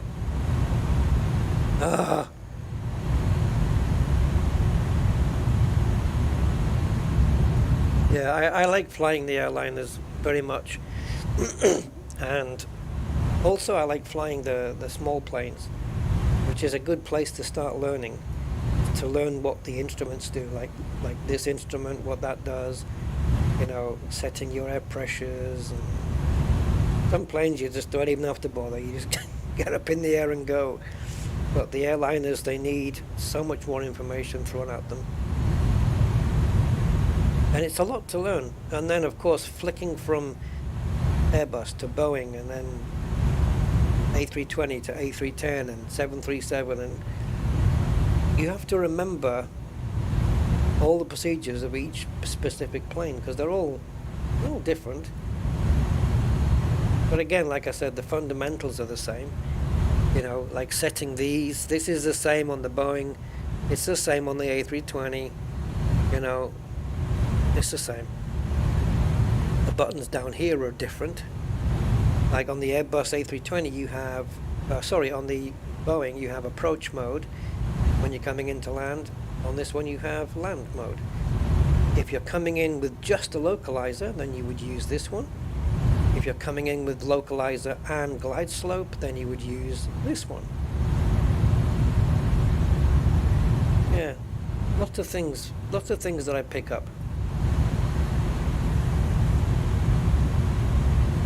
And I didn't really want to make this too much of a long flight, because I don't want to spend too long knowing that it's going, if it's going to fail, I don't want to spend like 2 hours up in the air. We've got a tailwind, guys. That's going to make us a little bit early. We might get there a few minutes early. We have a 55 knot, almost a tailwind there, pushing us from behind. So it's giving us a little bit of a helping hand. I wonder if the plane realizes that, like the Airbus 320. Does it know it has a tailwind and then compensates by reducing the throttles? It's interesting. I guess you could find out by going up into the weather and changing the wind from a tailwind to a headwind and see if the plane auto increases throttle. I think it would have to if it was going to maintain the speed that it wants, in this case 295. Having a sudden headwind is going to slow the plane down, so it would have to increase the throttle to compensate, right? I mean, these throttles are now down to 87, 88, 87. It's got to take that into account. It has to. Yeah. What's this?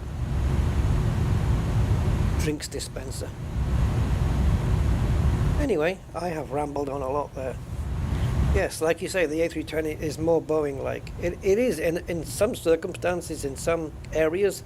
Yes, there's things on this that are very reminiscent from the Boeing. But the A320 is just like a different animal altogether. You don't see so many of these dials at all. It's all just screens. Like all these dials are on the screen in the engine setting here. If we go here, let's light this up, shall we? Let's add a bit of overhead as well.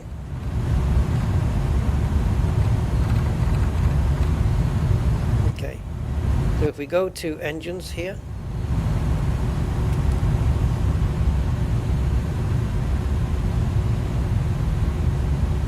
if you see the N1s are at 87 and the N2s are at 93.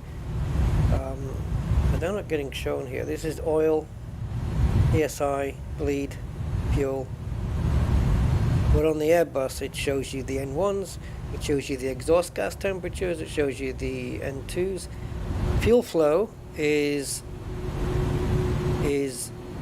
also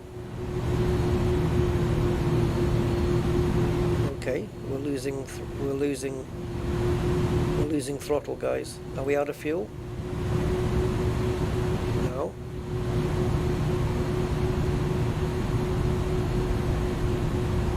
Throttle's coming back up again. What the hell was that?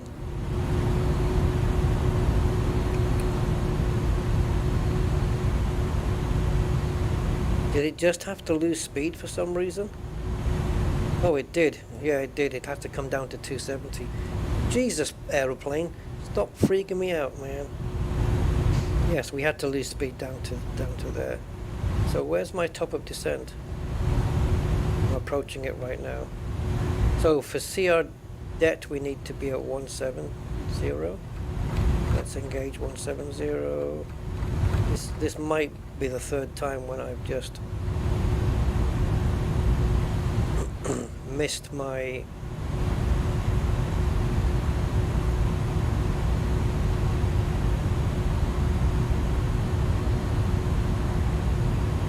through chatting. I've just missed my thing.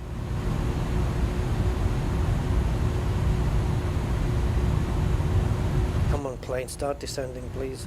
Don't make me force you.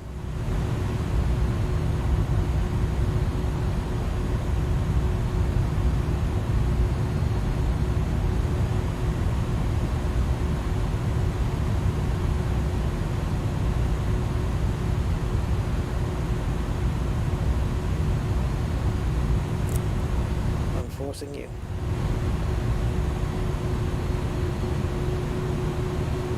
See, now it's changed here to 267. So by the time we get to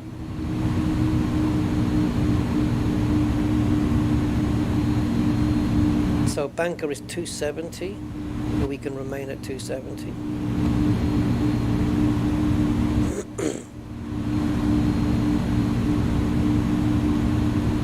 See, this isn't good now.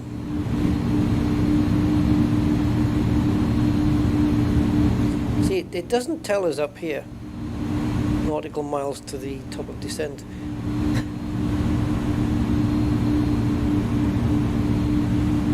Wait a minute. No, we're good.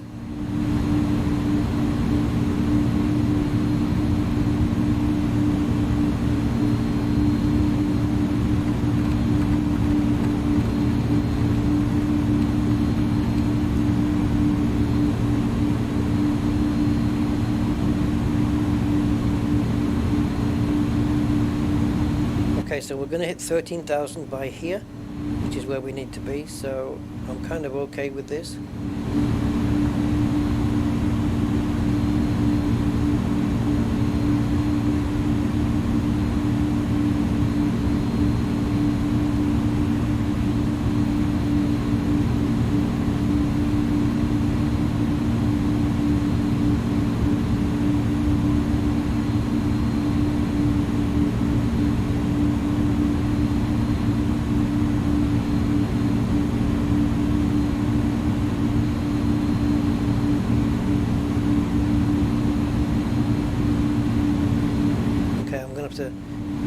I'm going to have to set it automatically.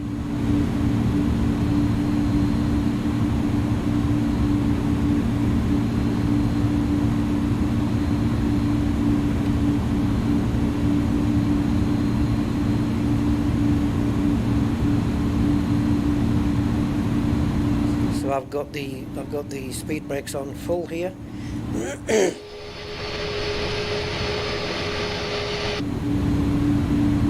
Hey, gain damage.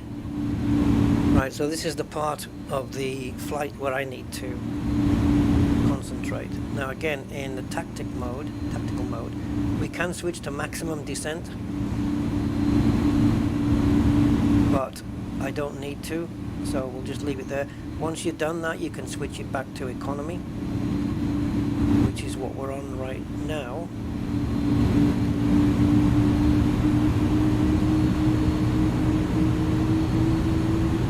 So Banks is 270 and we need to reduce then to 250 for debit.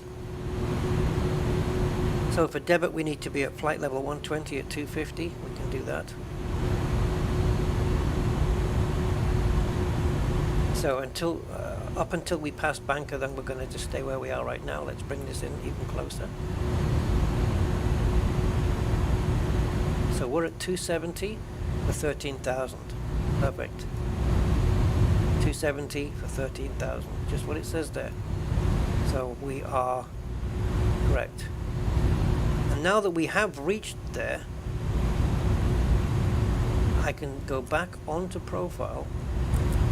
Or not. No, it won't, because it's on altitude hold mode, and we can release the speed brakes.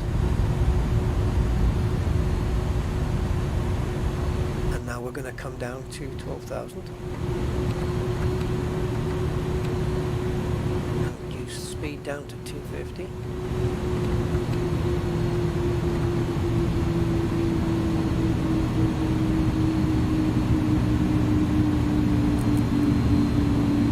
Now you see I can't do that. We'll leave it on level change.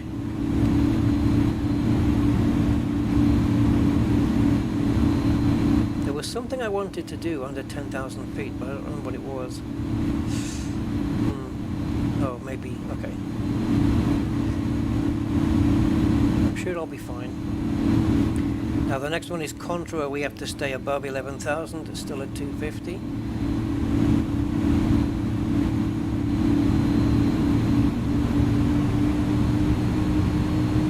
Okay, we're good.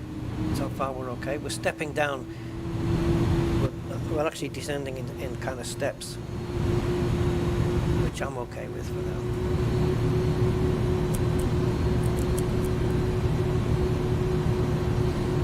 Yeah, 10,000 feet we want to start getting the lights and stuff on. But do I really need to be fiddling around with that? Now I think it's the auto brake. If you select auto brake low for landing on the runway, it will not work if your gear lever is up or down. It has to be in the middle, and then you can select one of these. Just a little tip on that one.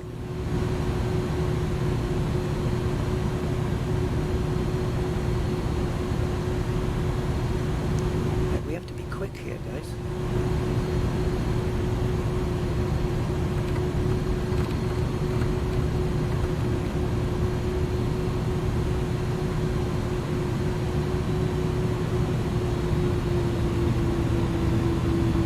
So opals, we need to be at 250. Once we get past opals, we can reduce the plane speed down to 210. Oh, guys, this is the trepidation part now for me.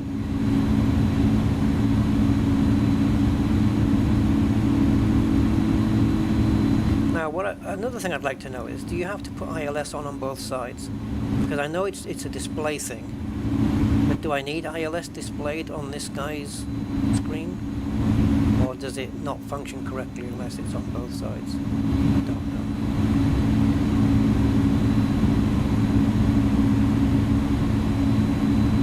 Okay, I think we're going to start reducing the speed down now to 210.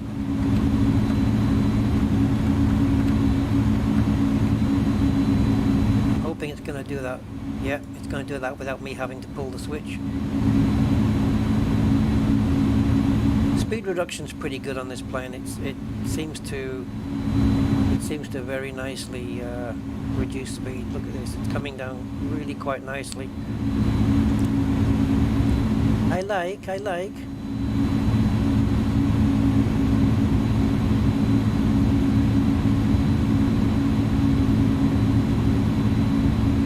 Keep going, buddy. Keep descending. Don't make me destroy you. You have only begun to discover your power.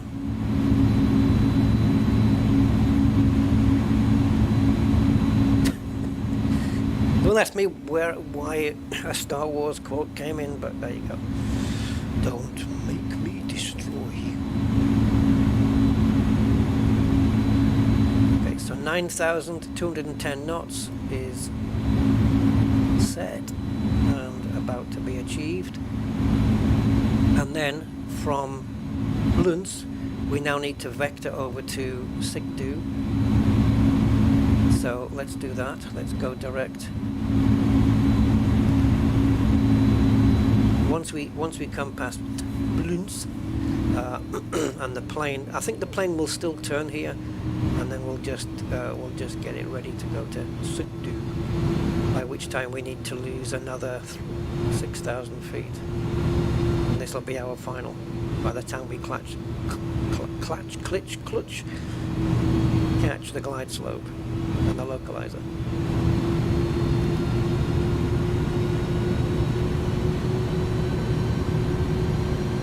So Sigdu is 23 nautical miles away, by which time we need to reduce speed.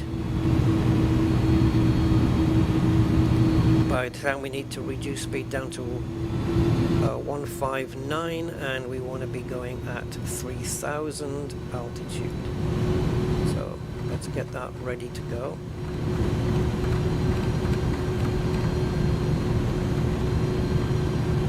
And I'm going to reduce speed down to 180.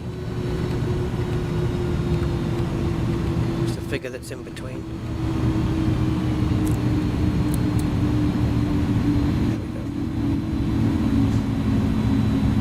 Again, we might be doing this a little bit early, but I'm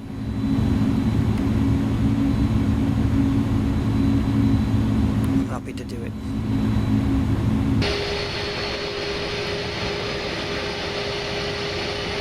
I hope that's not our runway.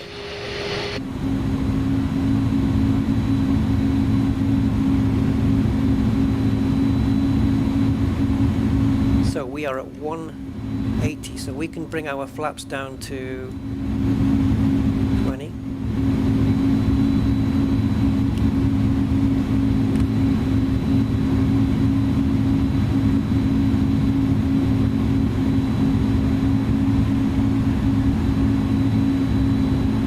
fact, we can bring them down all the way, to be honest. Alright, that was my fault. I went to the wrong button. Okay, so landing, so the flaps are at 20 now, so we've got one more stage to go after this. And now we're going to switch over to ILS. Where are you? And the moment we pick up the ILS, I will switch over to landing mode. We're a bit too high for that at the moment. pick up the localizer, I mean. Got to make sure your ILS frequency and course are correct. Otherwise you will not pick them up. So reducing speed now down to 159. I think. How far away are we? 14 nautical miles. Well, we're good. As long as we're at 159 by the time we get there, we're good. So I don't need... We're going to be at 3,000 feet by the time we hit this yellow marker. So I think once I'm a few miles... let's say once we're... I don't know. Maybe 8 miles, 5 to 8 miles away, we can start reducing throttle.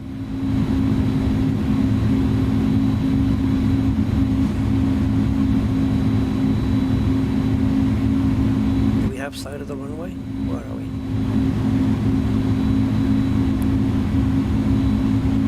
Okay, so the runway is dog-legging off to our left here.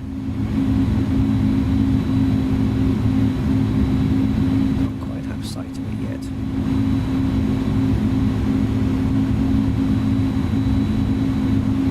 So we've got Sikdu, Hayu, and then Charlotte International Airport, basically. I can't see the runway. You guys see it?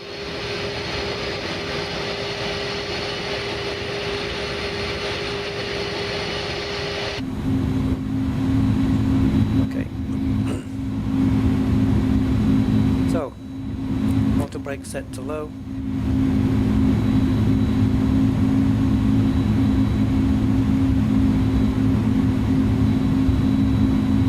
I don't want to reduce down to 159 just yet. I don't want to have to keep the plane going that slow while we're up here. So if we look down here at our approach, so slats 172, flaps 137, and the VAP. This isn't your VREF, this is your approach speed, 126. So once we're on full flaps, we want to come down to 137. So I guess I can do that after Hayu, right? Yeah, so once we pass Hayu, we'll switch down to 137 and then down to 126. Well, yesterday, by now, this plane would have gone nuts. And today it has not. We are breezy, guys. We are very breezy. Okay, so we're 6.4 nautical miles. Let's reduce speed down to 159.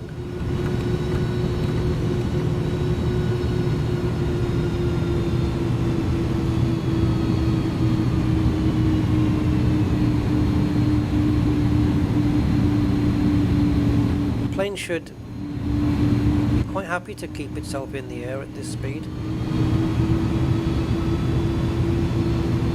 I hope so. It's a little bit wavy. But so far so good, guys. So far so good.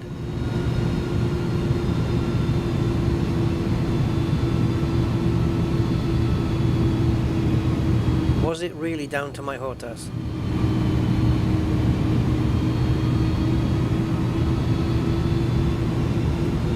So the wind currently is 11 knots. Headwind. Sort of. It's coming at us, but it's angled. But that's okay. It does mean, though, that once we face the runway, you can see this is kind of on par with that, so we're going to get a crosswind coming in. But I've dealt with the vectoring. I've done that. Managed to do that happily enough. So after Sikdu, we want 146 for Hayu. We can do that. So let's reduce this down to 15 here. The only thing I need to do is set the ground spoilers. And now we've got the localizer. So let's execute landing mode.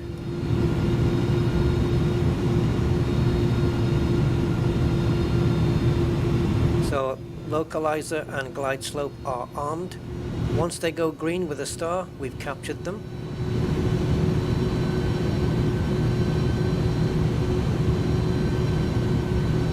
So our next speed setting is 146. We'll do that right now.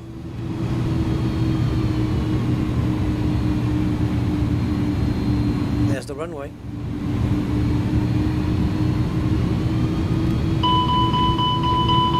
Yep, again I forgot forget you need to put the gear down for full flaps. So let's arm the ground spoiler, or speed brakes.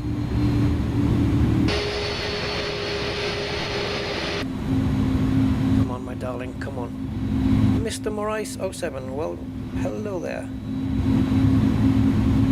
Yeah, it's all down to my HOTAS. Right, so now you see we have 3000, the plane's already descending below that. Why? Because it's captured the glide slope and the localizer. Now, I could switch on to autopilot 2 as well, that will give us an automatic landing. I am going to not do that. I'm going to land this baby on my own. So there's our F speed, which is 137, so let's reduce down to 137. I am right, am I not? Yes, flap speed 137. That still be the final speed I put in, I think. I think the 126 is achieved when we land anyway, when we come off throttle. So come down to 136, which is above this red line, which is good. It's what we want. We do not want to be anywhere near this red line, or let's say in it. We don't want to be anywhere in it. You can see the plane is descending on its own. It is windy out here, guys. Yeah, we've got a nasty crosswind. We are coming down nicely. We have the correct speed.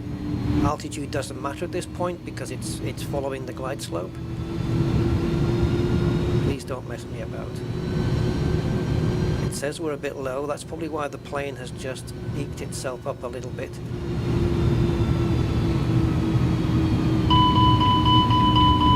Oh, you're right. I didn't put the landing gear down, guys. We're now on full flaps. Jesus. Forget the fundamentals, why don't you? At least it warned me, though. I have no throttle on my HOTAS whatsoever.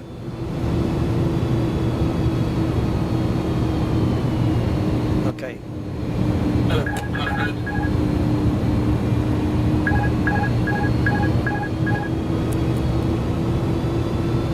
I have the plane.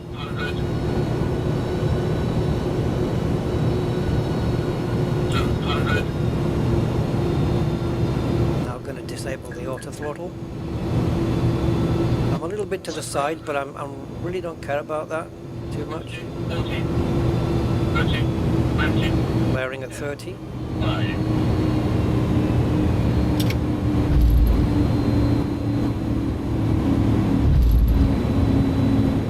Brakes on. Reversers on. Get down to 70 knots. Reversers off. What's those military planes on my right hand side there? Oh yeah, baby! Practice makes perfect, you son of a gun. I got it! It was all down to my flipping HOTAS being not zero. You need to, when you're coming down, man, you need your HOTAS to minimum. You need it like closed off.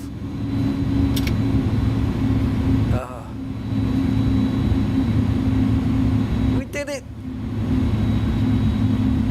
Okay, I didn't actually go and, do all the landing lights and put the nose to take off on coming down. I didn't do all of the lights, but I know to do that. But now that I've got the landing thing hopefully sorted out, quite why I only had one of the runway turn-off lights on and one off, I don't know. But now I've got that sorted.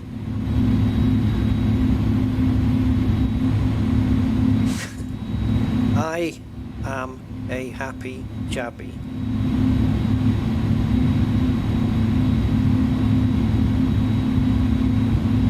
Oh my god, I landed the A310. And it was smooth. Is my HOTAS broken? No, not at all. No. Let me get this thing parked and I will explain it to you. GD, I will explain it.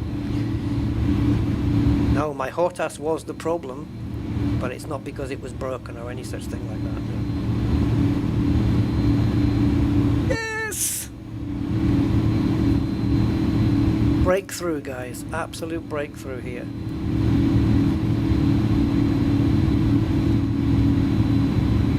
Oh, I'm so happy. I wasn't confident, to be honest. I wasn't 100% confident, but why would I be after the failures?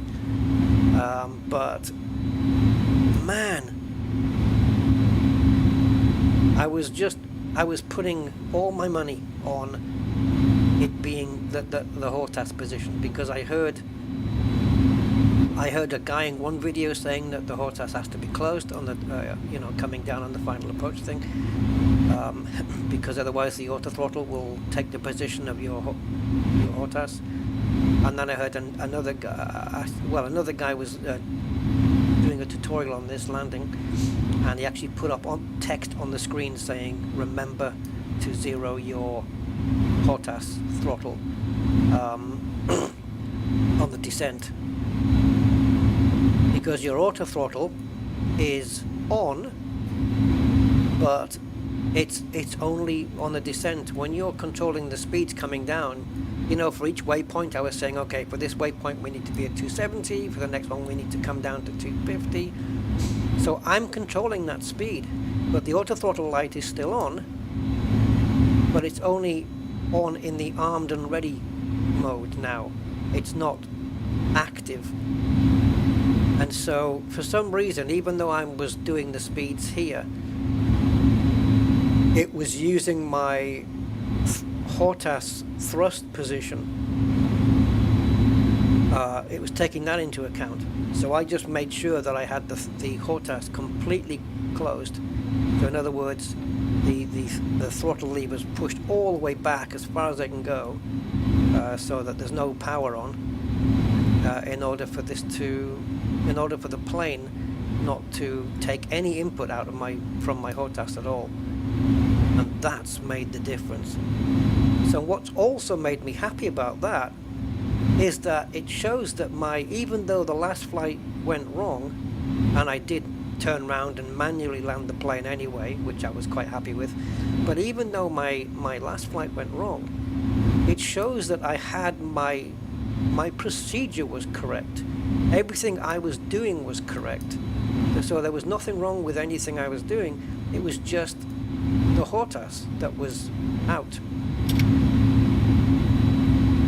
And that was something I just didn't know about, because it doesn't affect any of the other airliners. It doesn't affect the Boeings, it doesn't affect the A320, but it certainly affects this. So you have to make sure, I don't know what point you do it, but I did it while I was up at 37,000 feet, because when you're up in the cruise altitude, 24,000 it was, wasn't it? When you're up at the cruise altitude, your throttles here are controlled by the auto throttle for the entire time, right? So it doesn't take any inputs from your HOTAS unless you come off auto throttle or even autopilot.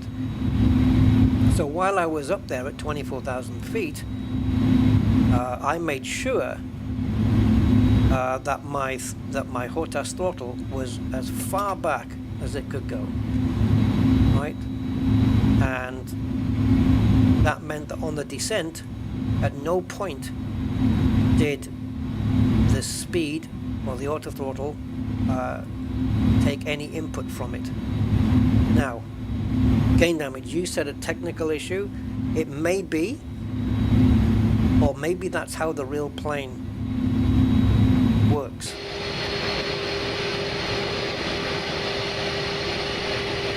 I don't know.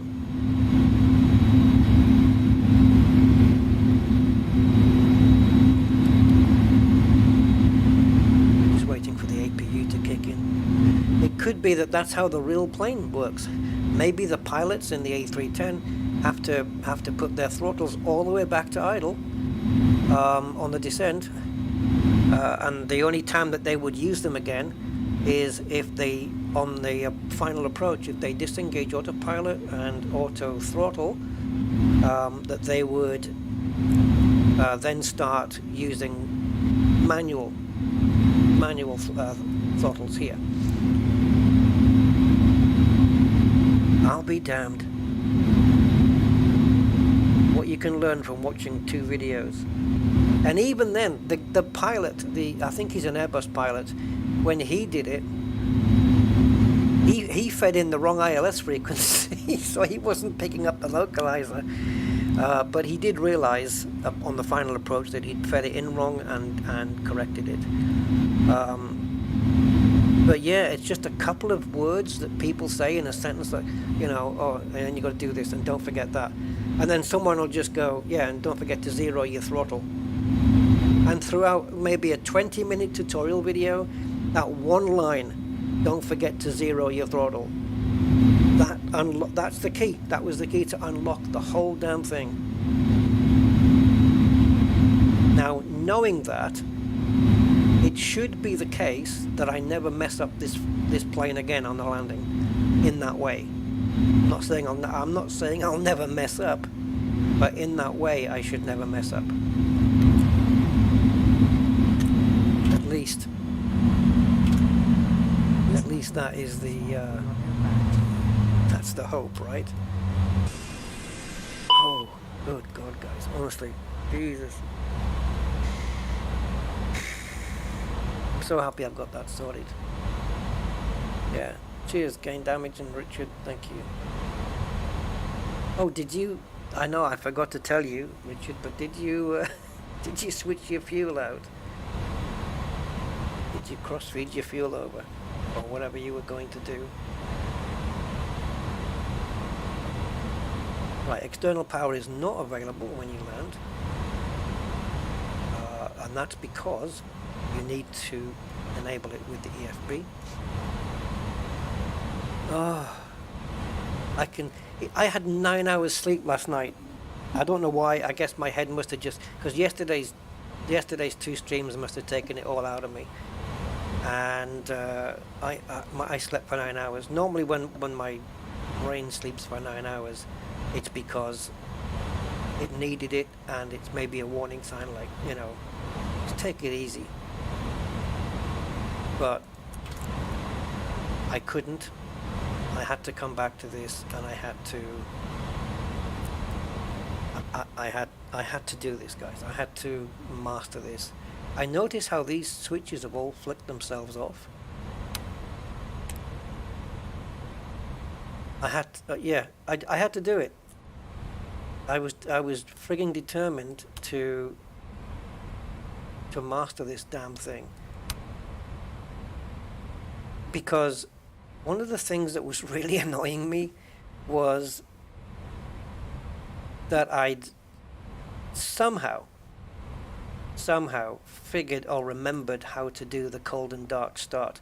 Sure, I'm not following everything on the checklist, but I think the vast majority of things that I'm missing out doing on the checklist are things that a pilot would check, but in Flight Simulator, those things that you check don't need checking because they're already in place. But you do it as a matter of procedure, you know, like the testing of the, for example, is it up here?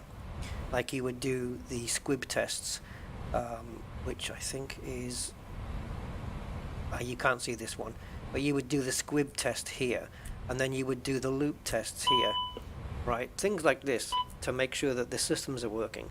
Where you know in Flight Sim they are going to be working, because there's no failures or anything set. So yeah, things like that I haven't bothered with. But the fundamentals, the things that you need to do on your checklist, I think I've done it.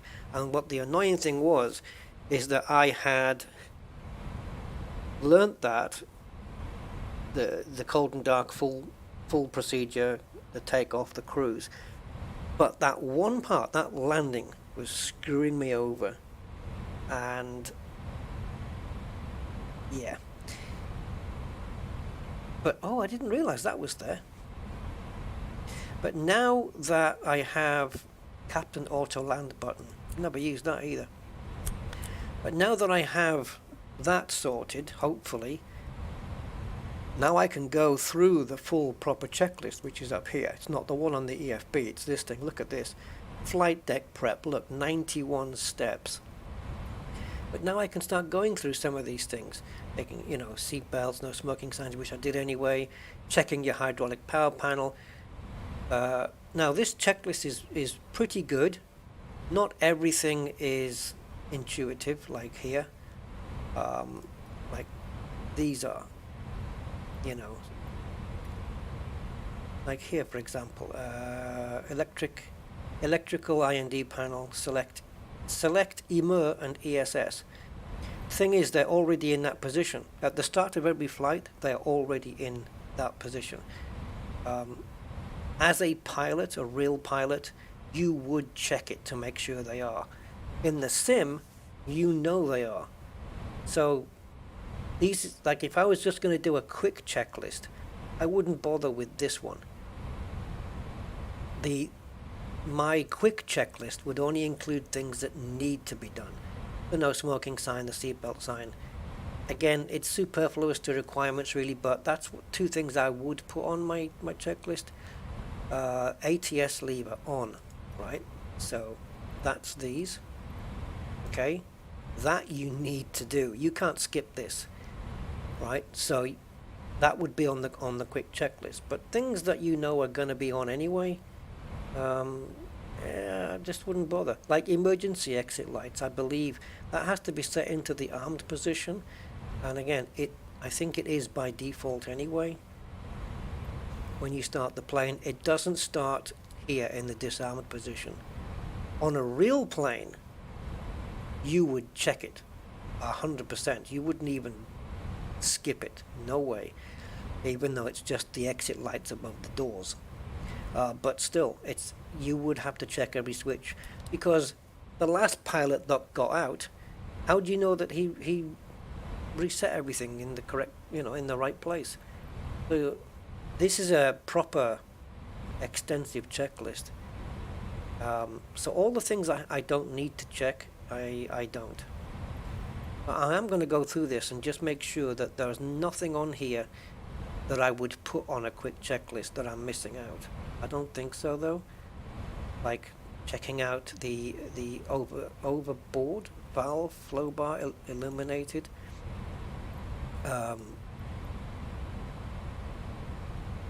Which is this one. Put that off. That's already on, but you've got that illuminated already. This just is like any other system. It just shows the flows where they're going. Kind of like where's that other one that's got the cross feed? Yeah, the fuel. So that's kind of blocking it, so the fuel's not able to go from one side of the plane to the other. But if you enable that, now you've got a flow that you can allow. So if you turn off, if you've got less fuel on the left side of the plane than on the right, and you want to pass some over to equalize it, then you would turn off, I guess, all the pumps on this side, and so only this side's pumping, and it would allow the fuel to flow across into this side. And once you've seen that the amount is the same on both sides, then you can turn off the crossfeed and re-enable the pumps, or vice versa. Yeah.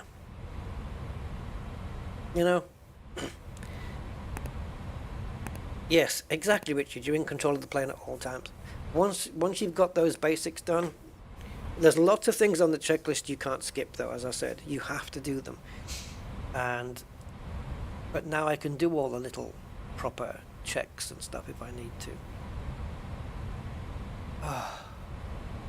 You guys don't know how relieving that is.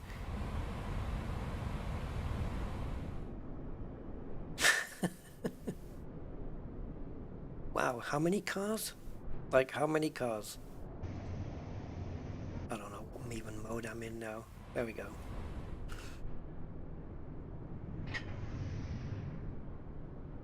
Oh, are they cars? Yeah, they are cars. Okay. Welcome to Charlotte, guys. Welcome to Charlotte Airport. What state are we in? Charlotte Douglas Airport.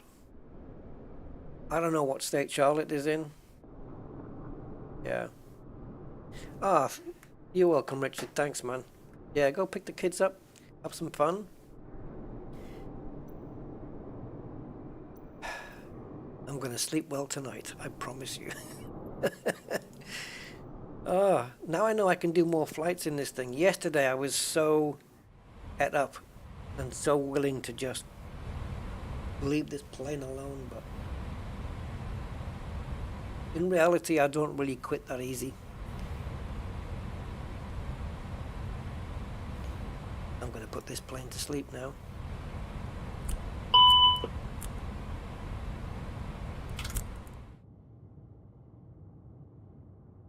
Thank you, Delta. But where is Charlotte Douglas, guys? Do we know? North Carolina? Let me just Google it. Charlotte. Yeah. Can't type it in properly. Yes, you're quite right. North Carolina, NC. And where we took off from is Tallahassee. I'll tell you a little story about Tallahassee in a minute.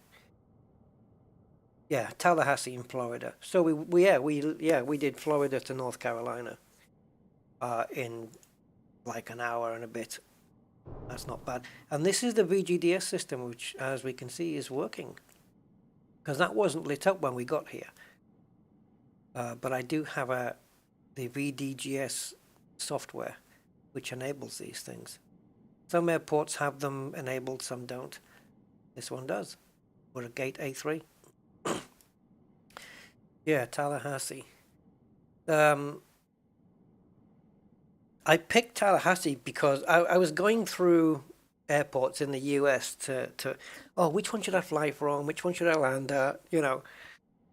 And I was looking on the map on the the globe in the sim here. And I looked at Tallahassee, and it reminded me of a line from a song. And the line is, she waved goodbye in Tallahassee. And as soon as I got that line in my head, I was thinking, who sings that song again? And I knew it was I know it's a country band or group art, a country band. And it was one of those things that was annoying me, because I had the tune in my head. I had that one line from the song I couldn't remember. I just knew the first line of the song was "She waved goodbye in Tallahassee," and I didn't actually know that was the full line, because I know it was "She something something in Tallahassee," and I knew the thing, and it was driving me crazy. And I thought, why did I think of Tallahassee? Because now I got to know who sung that song, and this is so silly. And I was thinking, I know, it's this group called Montgomery Gentry. That's what it is. So I went through their albums, and I was listening, and it wasn't them. And I thought, well, it sounds similar to that, but it's not them. And I knew I had it in my collection somewhere, and I couldn't get it, couldn't find it. And it was racking my brains for 3 days trying to find this damn song. It's a nice song. It's a good song. I like it. And then on the third day, my brain just clicked, and it was driving me absolutely up the wall. So, in case anybody wants to know, the song is called "This Far From Memphis" by a group called Eastern Corbin, and it was driving me up the wall. If I play it now, I'm probably going to get demonetized or something. But I'm going to play the first line.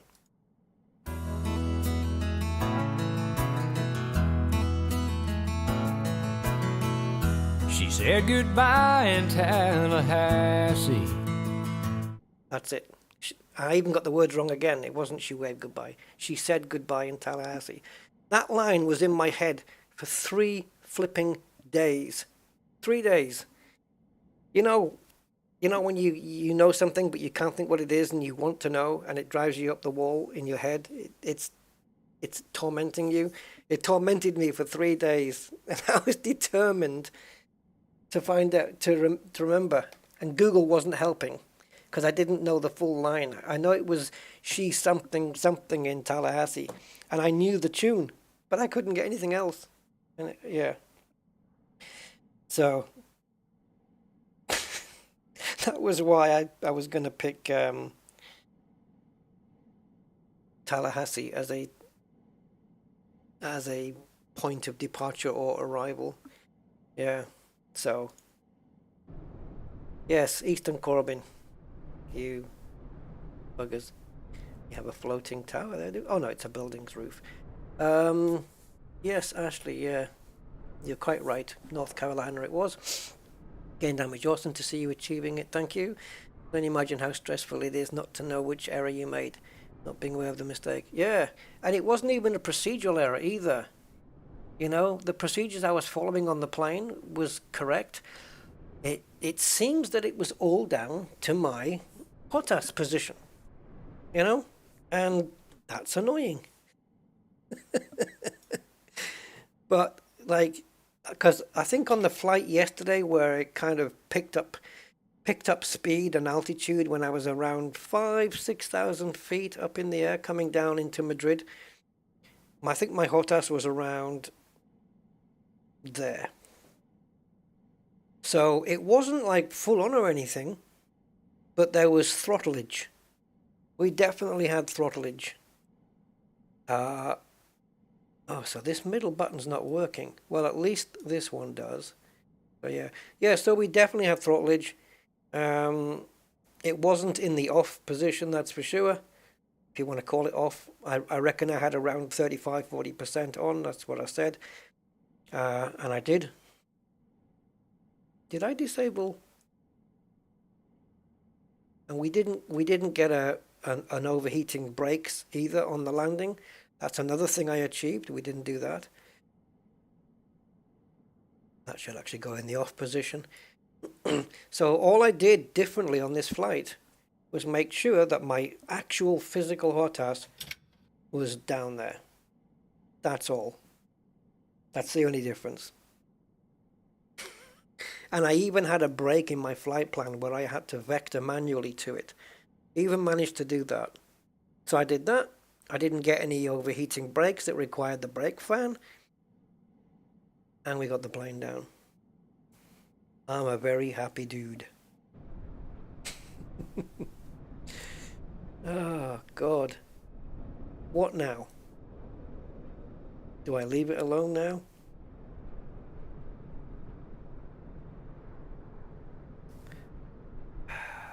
Guys. Super happy.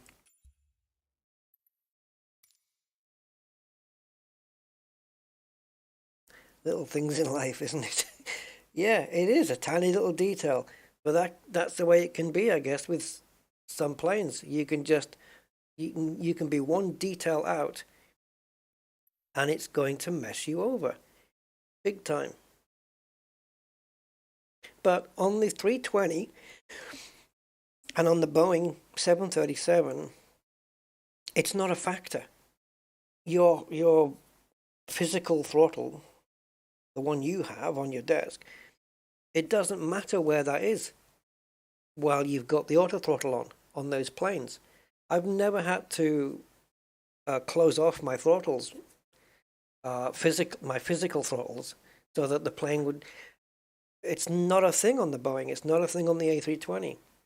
So I wasn't expecting it to be a thing. But I did hint on it on yesterday's live stream. I said, I wonder if it's taking it from my HOTAS. So without having that confirmed today to me on 2 videos that I watched, I actually did work it out yesterday. I did hint that it was my HOTAS. And I'm not sure how I worked that out, but I looks like I did. Montgomery. Again, another country song. Damn it. There's a song called Midnight in Montgomery. It's I like it. It's a good song. Midnight in Montgomery. Silver Eagle, Lonely Roads. Now, who sings that? Oh, I hate it.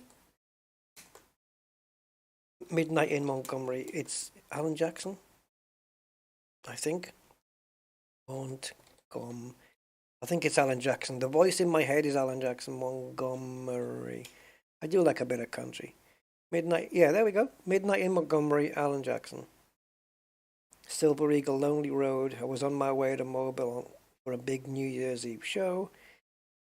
Stopped just for a minute to see a friend outside of town. With my collar up, I found his name and felt the wind die down. Montgomery.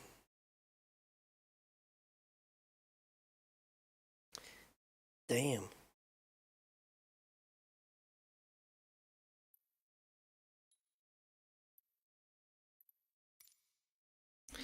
I'm going to have to switch to a standard microphone as well at some point, because yesterday and the day before I was streaming.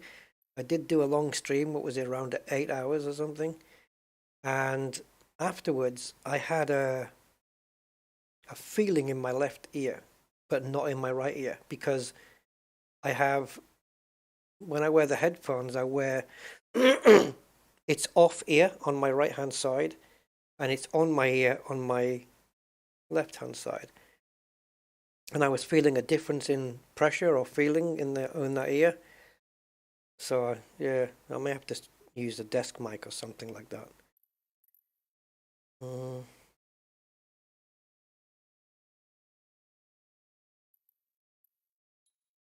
Have a look here. I'm going to pick a different plane now. I'll come back to this A310.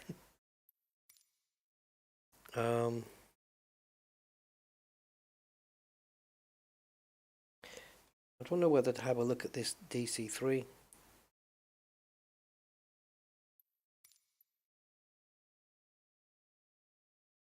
I know we tried it on the 40th anniversary stream,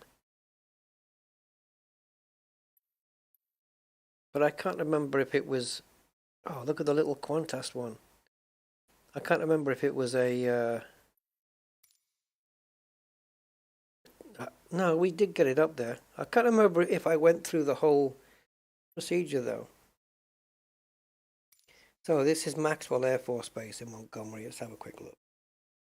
I do have a very good microphone, desk mic. I got it years and years ago. It's a very, very good one. Let me just get the make. It's Samson. Not Sam... Yeah, Samson as in Samson and Delilah. Samson. It's a Samson G-Track. Very, very good microphone. The only thing is, if I have it, I'd need one of those stands, you know, that clip to the desk and it overhangs. Because having it on my desk is no good, because it gets in the way of the throttle and me trying to type on the keyboard, stuff like that. So, yeah, it gets in. Oh, yeah, this one. Small for your aircraft. This one, guys. Oh, geez. Yeah, with the angled windows, which really kind of... It is so weird. Yeah. We did do this, didn't we?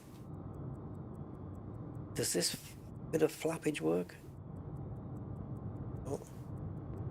Now, third-party people have messed with this plane, giving it amphibious quality, so we do have an amphibious version of this now. And there's other things I think they've changed. I wouldn't mind taking this baby up. Let's take a look at her from outside. This is a very iconic plane, right? The DC-3. Which is the Comet? Is that the DC-10? I think that had some issues, didn't it? I think that was crashing a lot. The DC-10 is the Comet, right? Correct me if I'm wrong, but I think it is. Oh, look at those engines, though. Nice detail work, guys. Whoever did this. This was part of the 40th anniversary add-on. Really nice engine details and texturing there. And this metal skin thing, man, that's nice. That is slick. This is a livery I got from flightsim.to.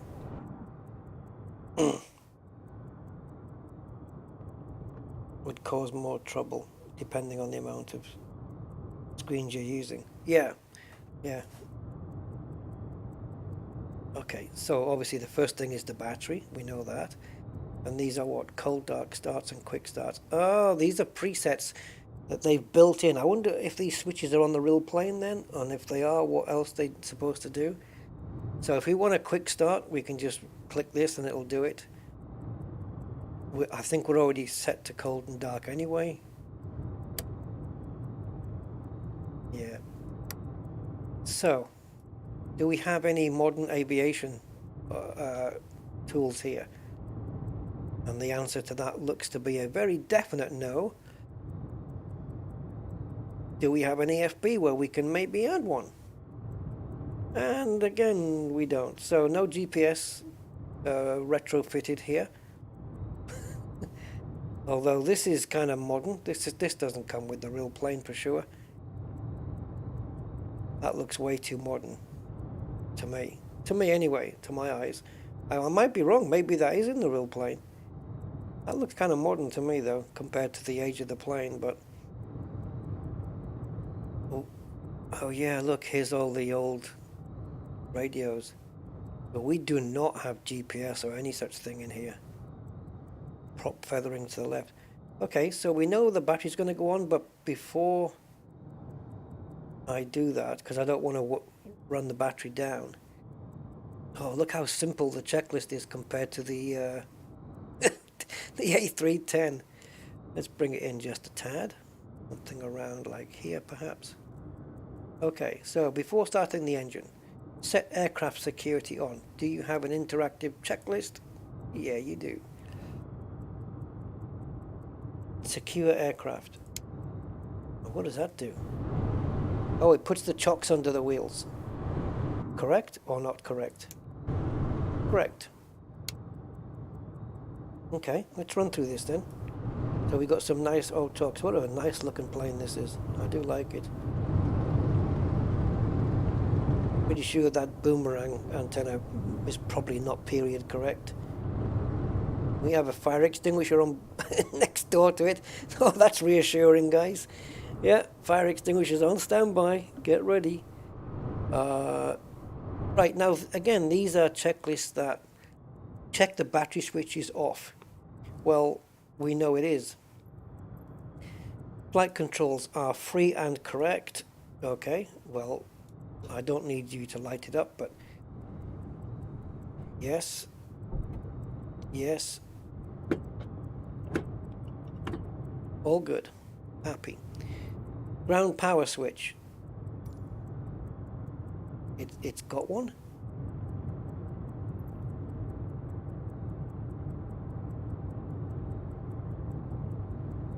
Cool. Ground power. Nice. Fuel gauges. Check.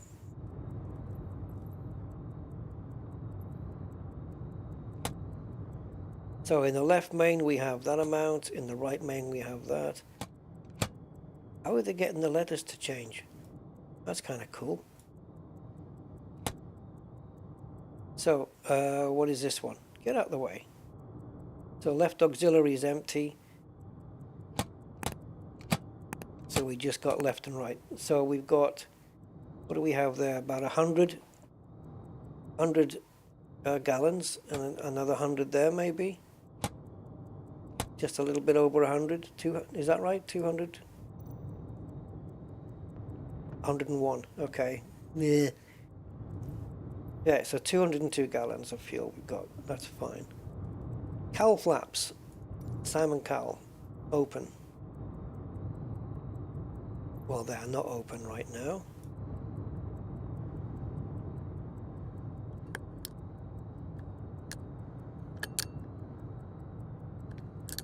So the cowl flaps, I don't know where they are. Is it? Oh, Is it this? No, that's ground power.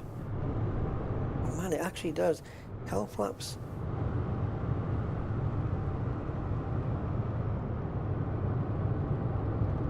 Where are they, guys?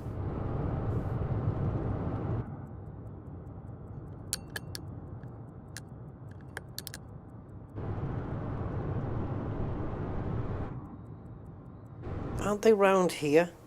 Isn't it this round the engines here? Let me just open them again, see if I can spot.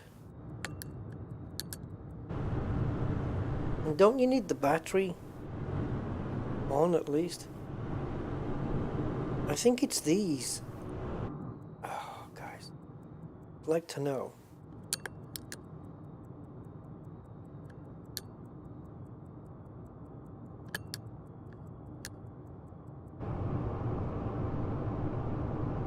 I guess we'll find out when the battery's running. Because oh, we've got ground power though, so I don't know. I thought they were the cowl flaps. Right, pitot heat. Check it's off. It will be. Lights is required. Looks like we've got lights on both sides. I've looked at lights from both sides. Right, okay. So lights is required. Okay. Well, nav light on. Landing lights not required as of yet. I hope you know the battery's off. Okay. So parking brake set, it is. Fuel selectors left to left and right to right. And they are here. Come on now.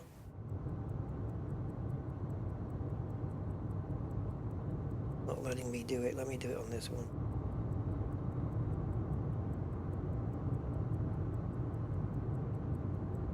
Why won't you let me? It needs to go up here to right main. No. No. What? Oh, I just have to point at it. Okay.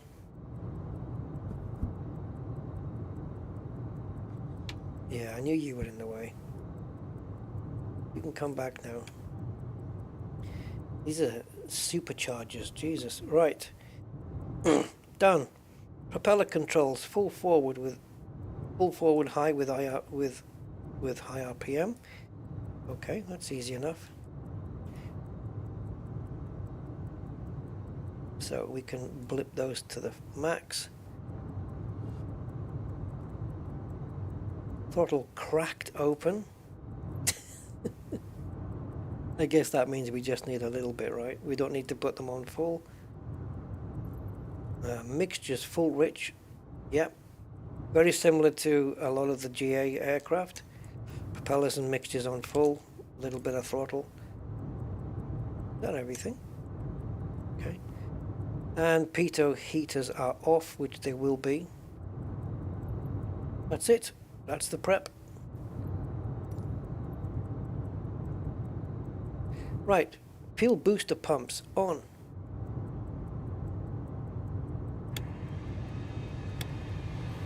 Master ignition.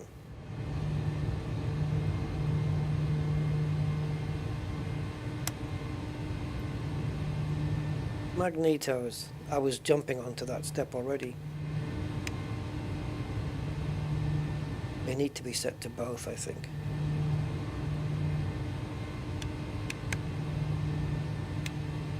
Thank you. Starter, right engine, on and wait. Right engine primer on, battery switch on, ground power switch on. Wow, it's amazing how the battery comes on at such a late time.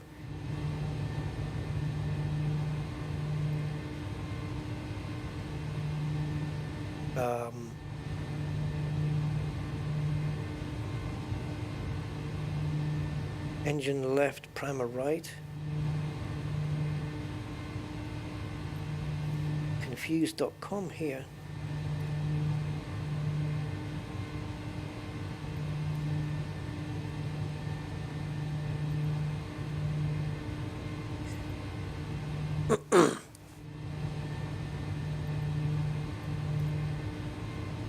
Is this going to start both?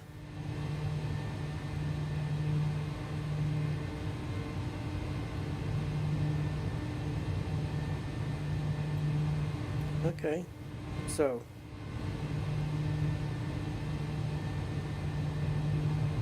come on.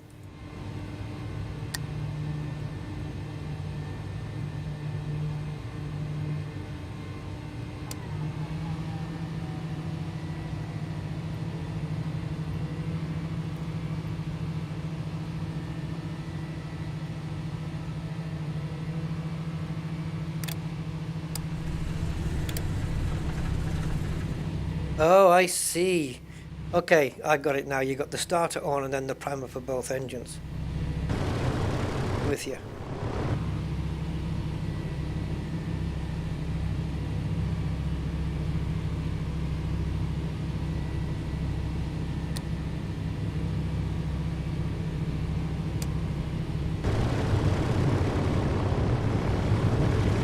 And there's the cal flaps open, see? So what have I missed for the other one? Same procedure again.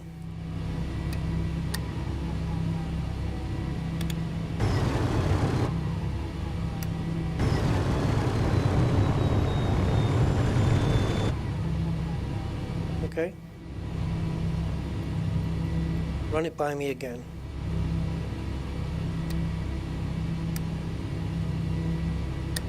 Starter on and wait. Mesh on.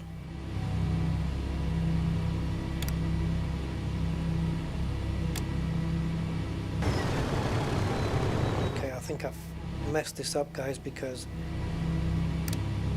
the primer won't go off.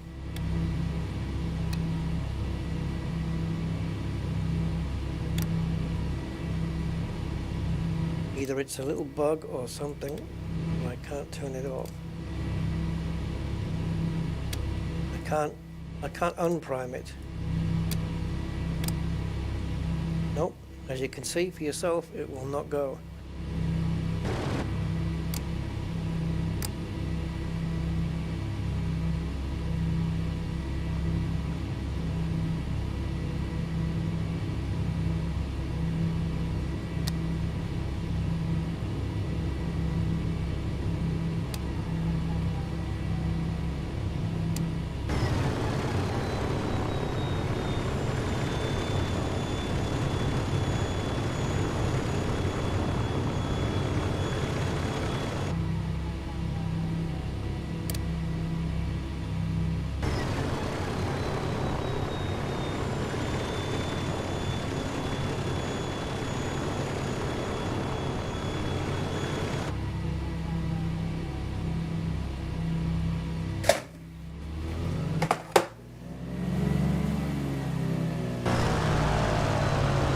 Sweetheart.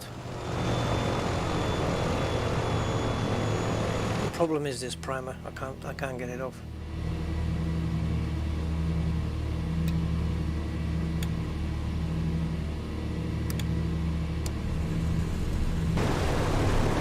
Okay. Don't ask me how. I don't know. No idea.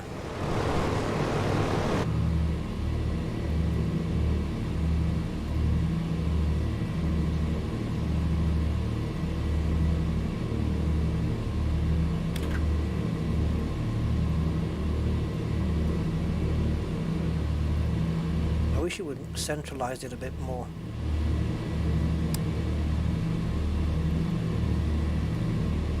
Right, hydraulic pressure. Where's the needle for that?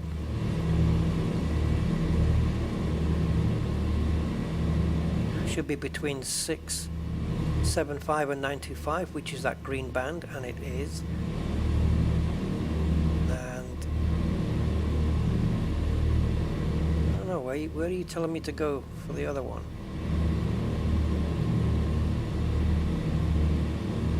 Here. Okay, that's good as well. Fuel booster pump, right engine.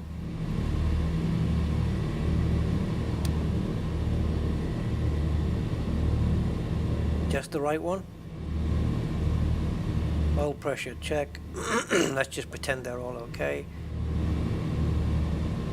magneto check, drop 100 RPM each. We can test that. Well, where's the RPM? Okay, so basically what it is finding the RPM. Does it show us the dial there? Okay, so we see the RPM here. And if we drop one of the magnetos, say left one,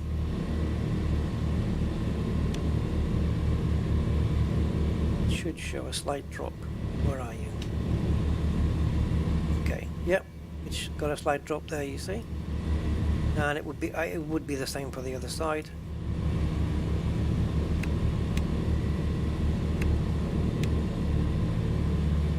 And we should get a drop as we do on number 2. That's all good. And I knew that would happen. Is it going to power off now?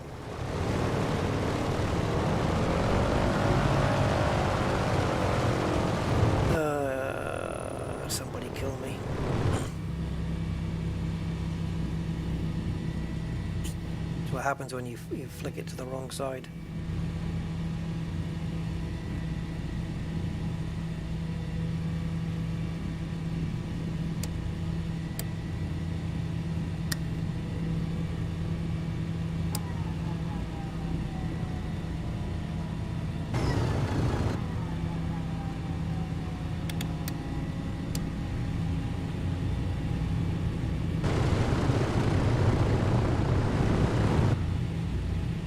Okay, instruments check. Yeah, we did that. Tail wheel unlocked. That's a lock position, right? Oh, I don't know. Which is lock and which is unlock?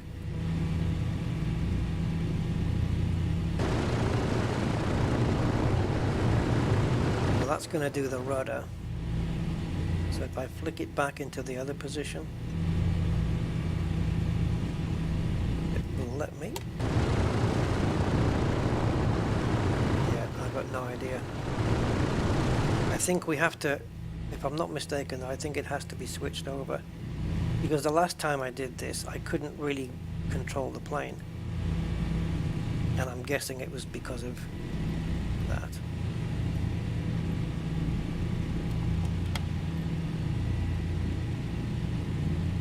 Parking brake.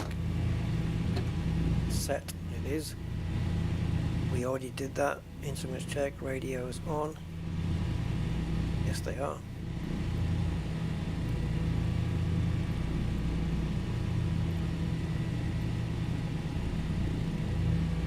Tail wheel has to go back locked for takeoff.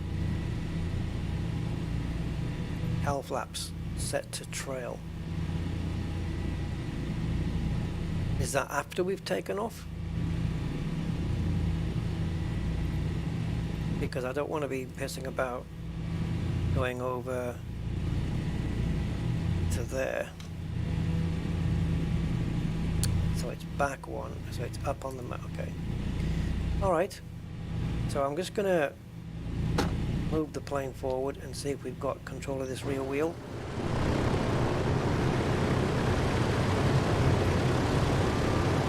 Okay, we don't. So perhaps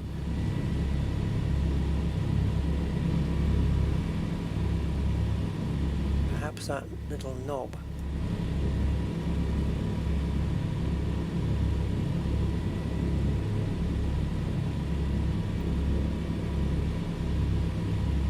needs to be brought forward.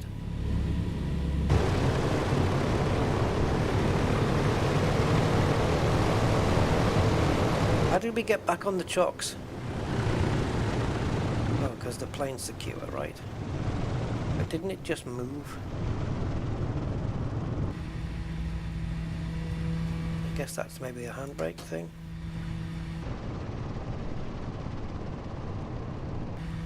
Okay.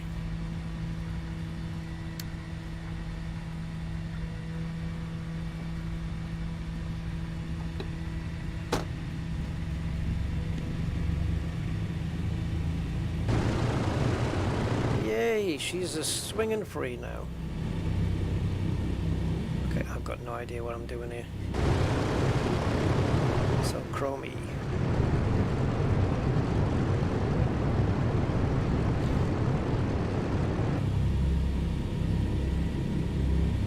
The Douglas DC-3. And we can open the windows as well.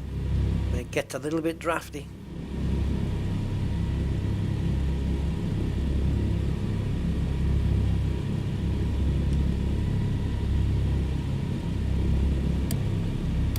Handy. Oops, do we go there? On the next one. Is there a next one? I think so.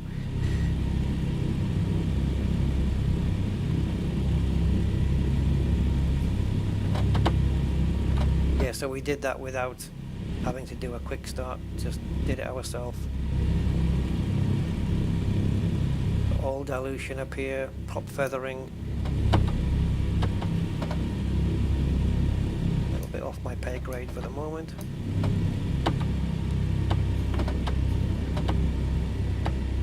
That sound you hear is just me applying brakes.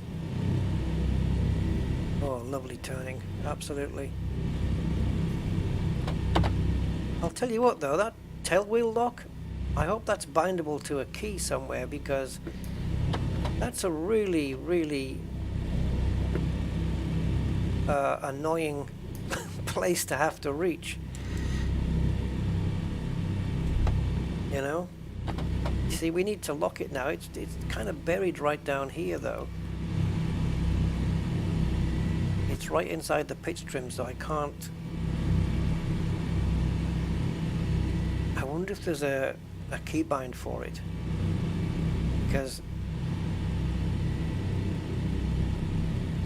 getting under here, so when it goes backwards it's locked. The other thing we need to do is trail the cowl flaps, so that should close these off a little, I think. I'm pretty sure these are the cowl flaps, right?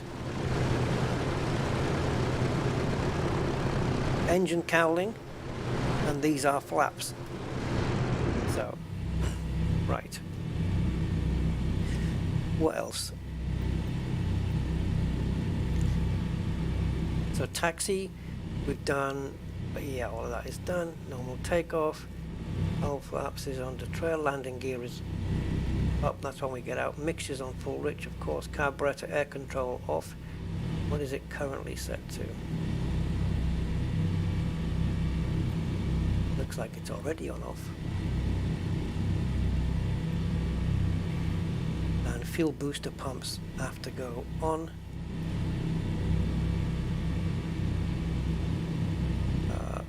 Which they are, but I did take one off.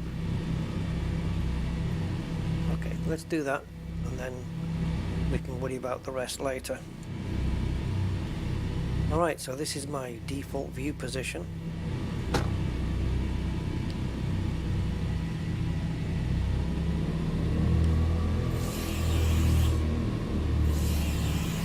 Okay, that's just me applying some flaps. See if we can get... Oh guys, I've got no steering. You know why? Because you're supposed to do it. I think you can leave the tail steering until you get up in the air, and then you lock it. I've locked it already. So not the smartest idea in the world.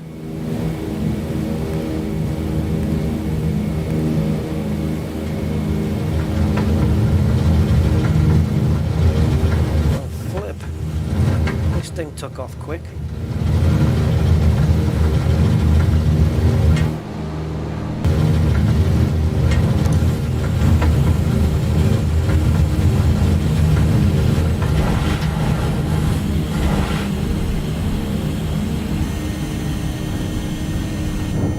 Okay, that's okay. I'm going to put that, definitely going to put that steering back on. Happy with that.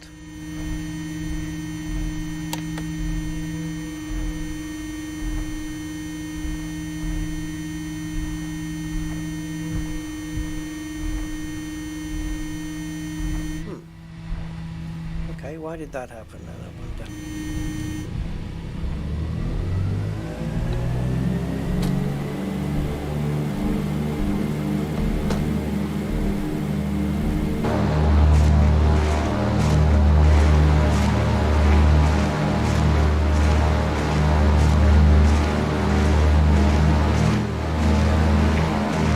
Yeah, I can't move.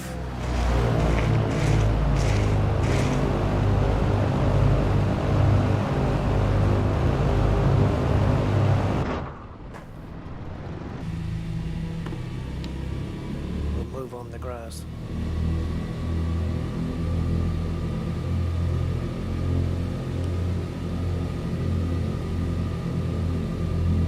Yeah, I don't know. It kind of took off. I'm going to remove all the flaps because it kind of took off before we even built up any speed.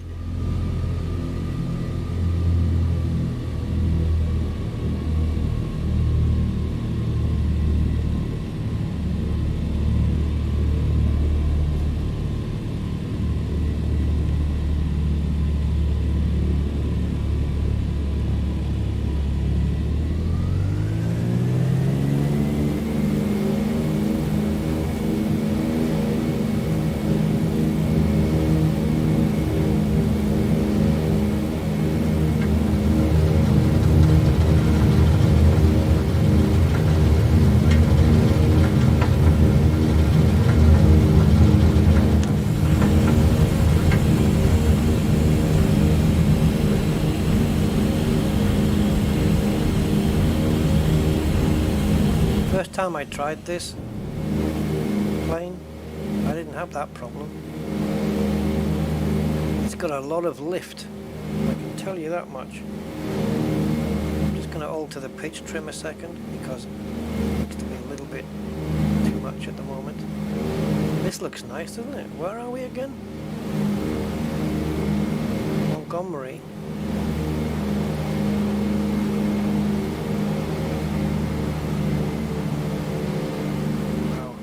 Pretty.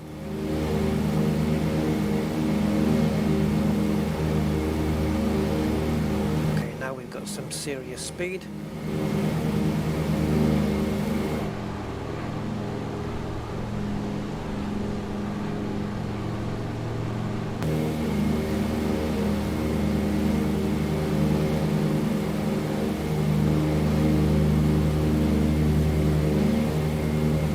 It climbs easy. Really does. A lot of uplift. Hello, Matt.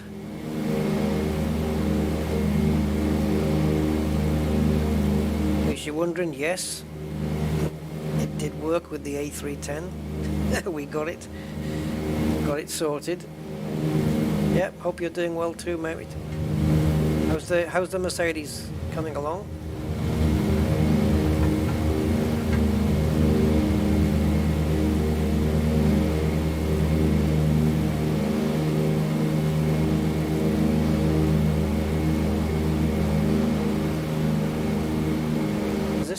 Does this thing have an autopilot?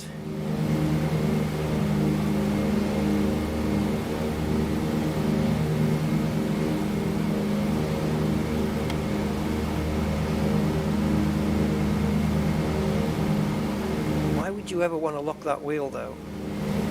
At any point?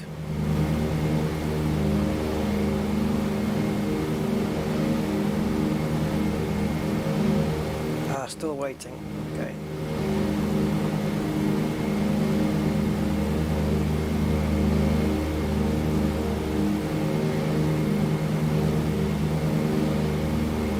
Gear up, red light. Oh, is that what that is? Fine, okay, I thought it was a warning. Power adjustments as advised. Yeah, well, I could bring back the mixture a tad, both. I've already reduced the throttles a little bit as well. Fuel booster pumps, right engine off. Why just the right engine? Fuel gauge as required, whatever that means. Mixtures auto lean. Yeah, but where is that? Automatic pilot as required.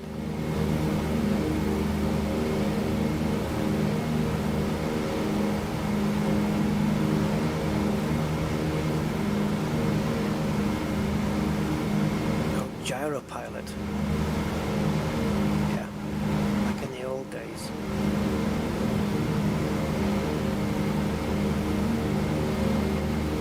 So it can probably do things like maintain a heading and an altitude, and that's pretty much it. If that.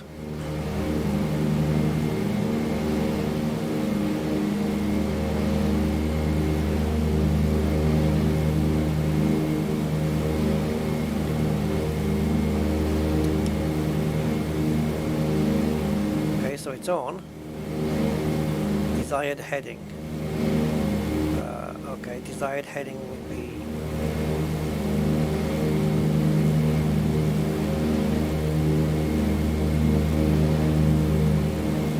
7.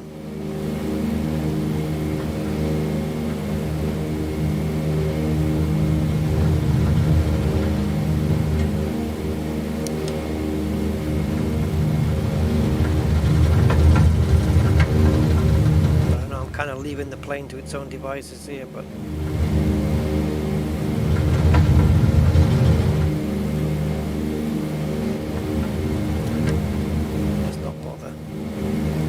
not bother with the autopilot.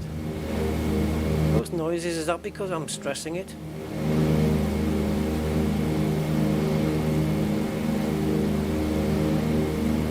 I'm going to see if I can trim the plane out a little.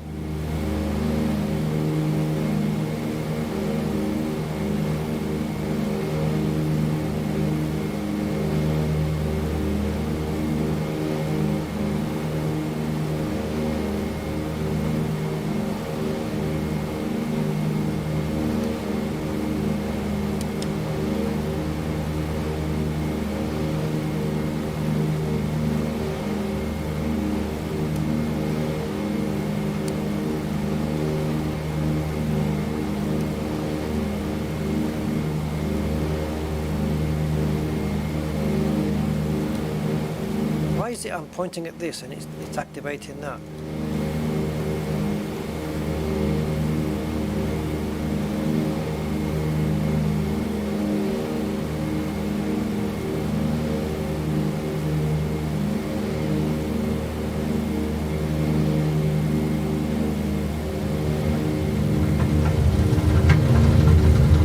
That doesn't work. Clearly they haven't programmed the pitch hold in because it doesn't do anything. And now we're going to go into a stall, see if we can rescue this.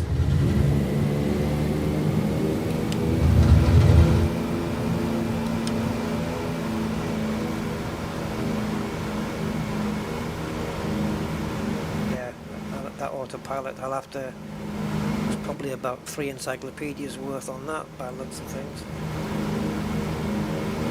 Why do you only turn off the fuel pump with the right engine?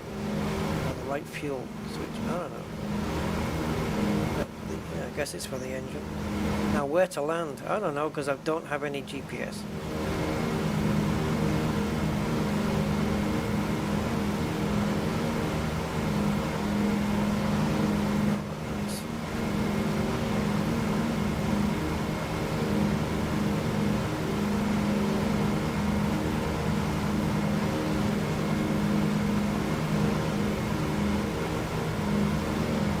I got you.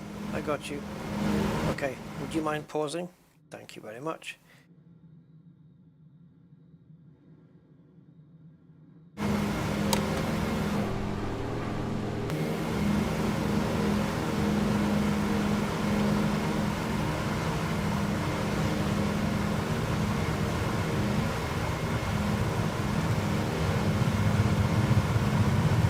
Not in the correct seating position, and I don't know why it won't put me there.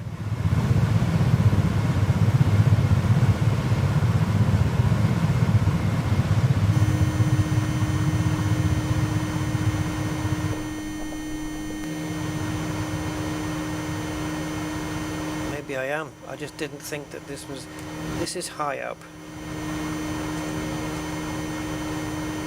It doesn't make sense to me, this.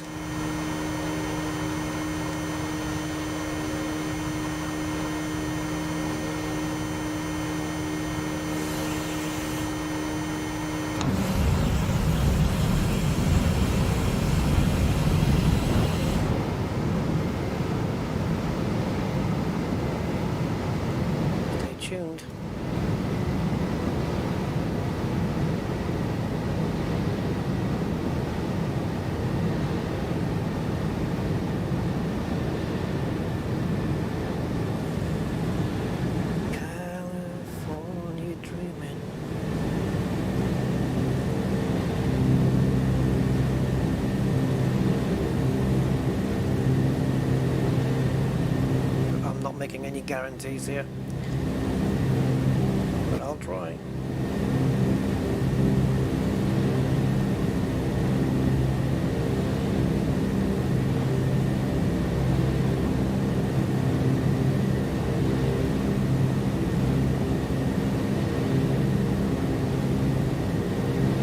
Too early, Rusty. Too early, buddy. Too early.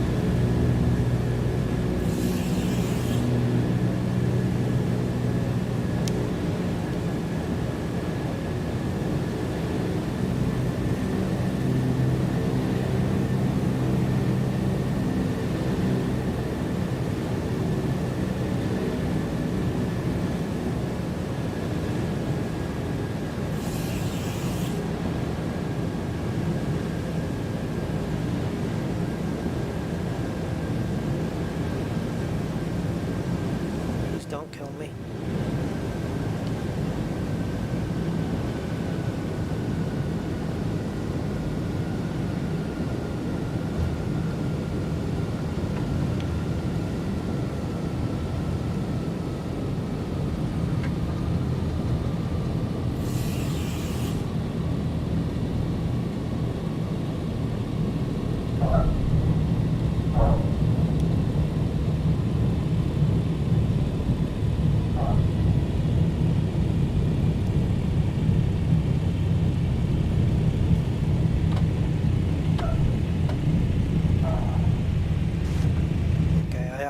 I should have pitched back a little bit on the landing, but I didn't. I have no idea why it's swaying from side to side. Nuances of the plane, I suppose. Yeah, I should have pitched up because I needed to get the tail wheel down, but my first landing in the DC-3, I think.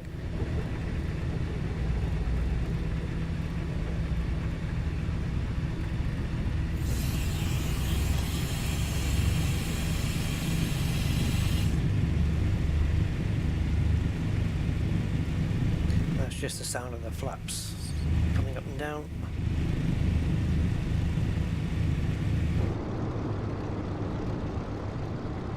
I'm probably supposed to do things like, you know, get the cowlings open and turn this on and switch that off. All in good time.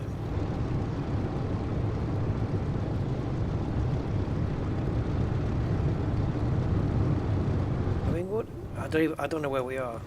This isn't Montgomery, is it again? I don't know where this is. If we look up the KGXM or something like that, or KMXF, whatever that is.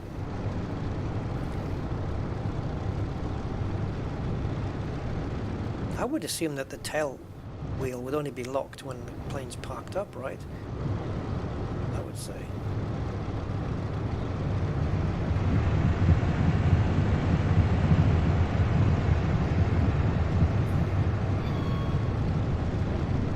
Jumps up even with full pitch on.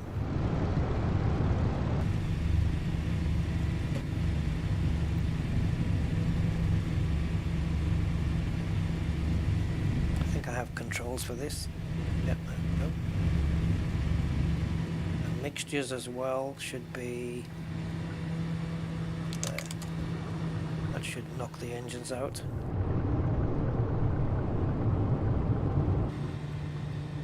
Go magnetos off, blah blah blah blah, all this booster pumps off.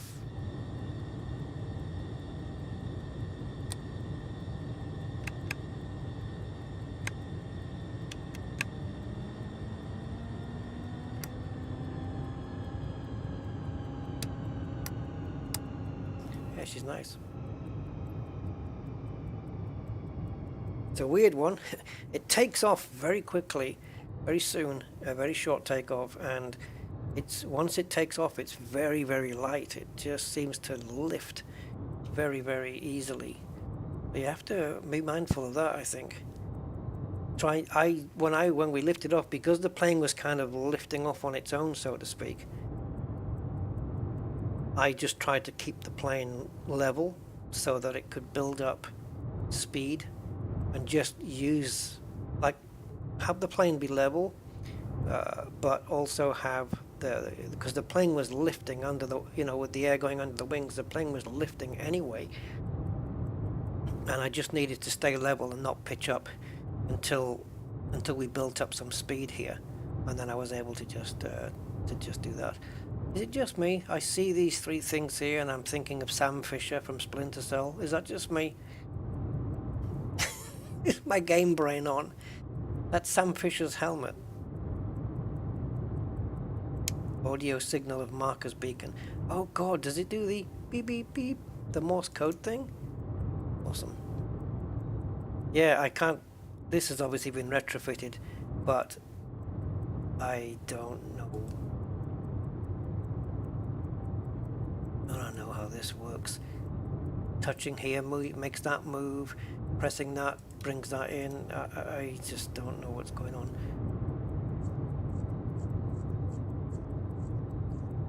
How on earth do you work this? It's something I gotta learn. Anyway, yeah, there you go. Alright, dudes. 6 PM here. I'm gonna have another cup of tea, something to eat. Yeah, thank you guys for watching. I'll leave this stream up public. We did manage to do it. I will change the title accordingly. Oh, you thought of it too? It's Sam Fisher. Hello, Sam. Yeah. Yeah. Oh, there's the wing flap setting. Okay.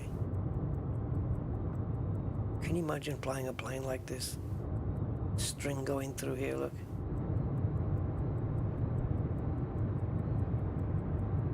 They were braver men in those days, I guess. And women. This emergency autopilot power. Emergency? There's an emergency autopilot. And then there's even these left engine superchargers. Not even mentioned in the checklist. But I'm sure it can't just be levers, right? There's got to be other stuff maybe you have to put on. Like, I don't know, inverter maybe? Ooh, cockpit lights. Like maybe you have to have the carb and the inverter on, for example, just hypothetically speaking. Both booster pumps in order for the superchargers. Because that's obviously going to give us a little bit more power. And then we've got a manifold readout selector. That's easy enough, just whatever that selector's on is what the dial's going to say, the manifold pressure here.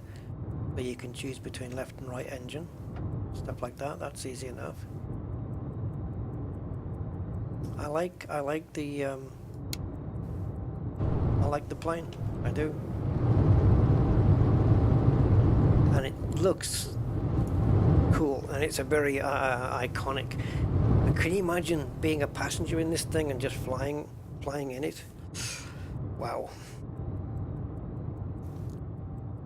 Can we get through here? Have a look. If the door opens, we can get through.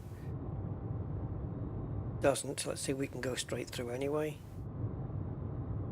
Oh, it's cargo. Oh, okay. I didn't know it was cargo. It what? Oh, that's not scary at all. No. No, not scary. No, not at all. Fine. Mm-hmm. You told me it was Amazon we were taking. The hell? What have we got? Uranium in here?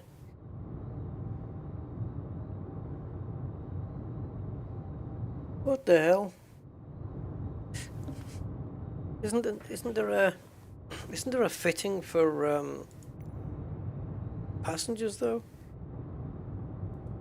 If we take out the payload, does it dynamically adjust? There's your answer. No. That's what you got. Yeah, awesome.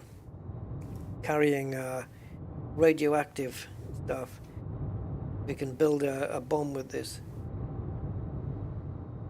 Unbelievable. Thanks for letting me know.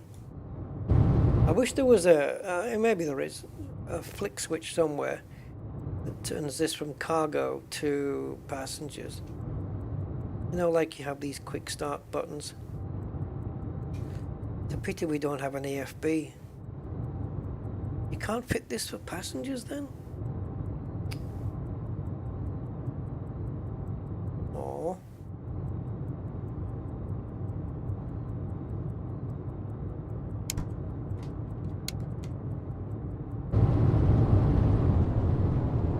Yeah. Stand back, guys. Nuclear waste.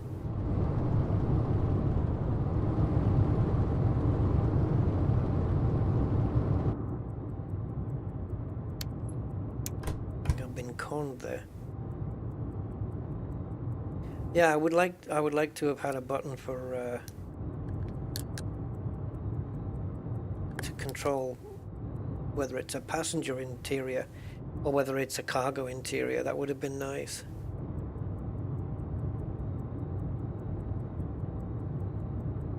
And I'm not saying there isn't one,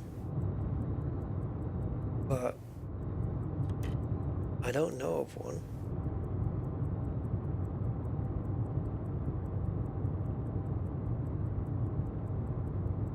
Unless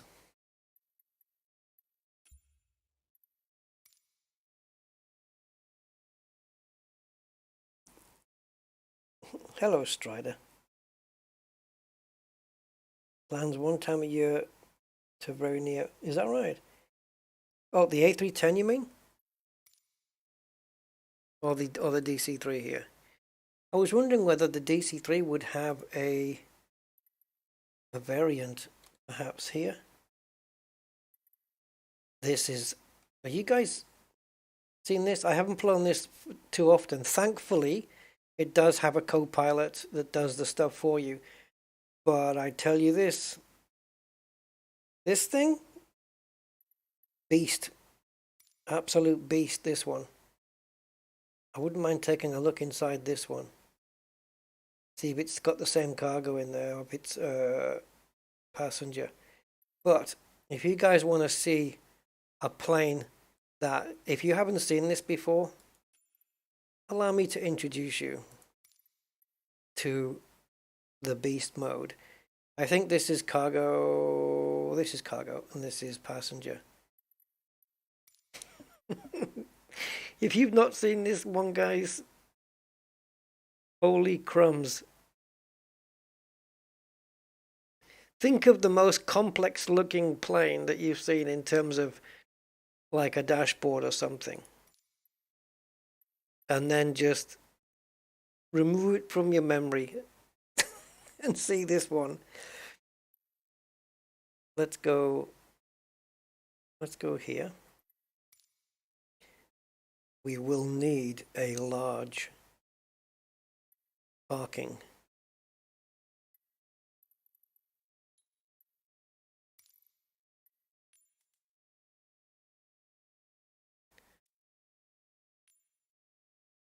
Okay, where have you put me?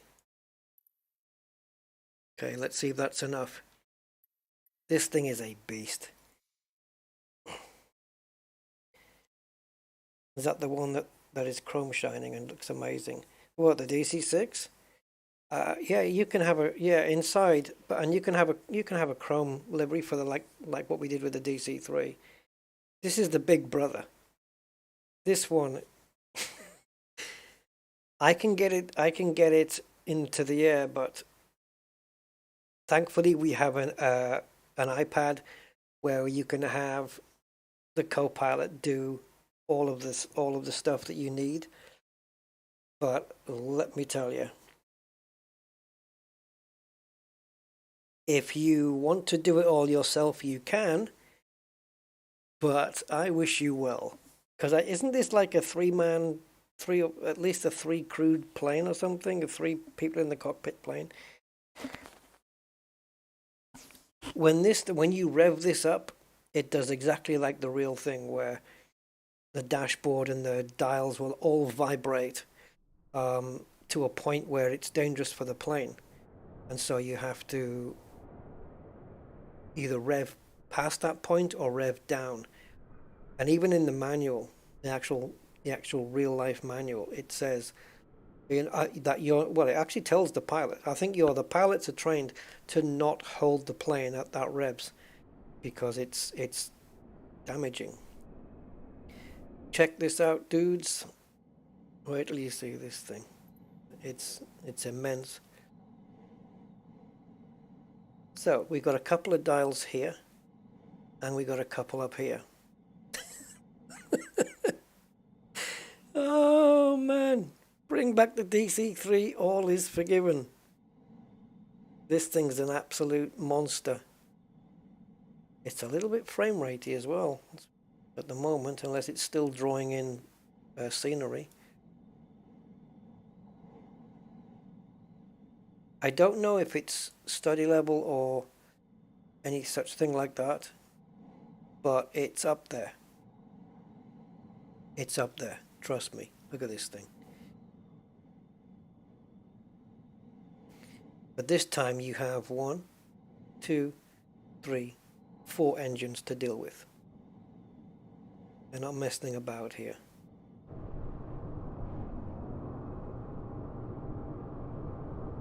Air France.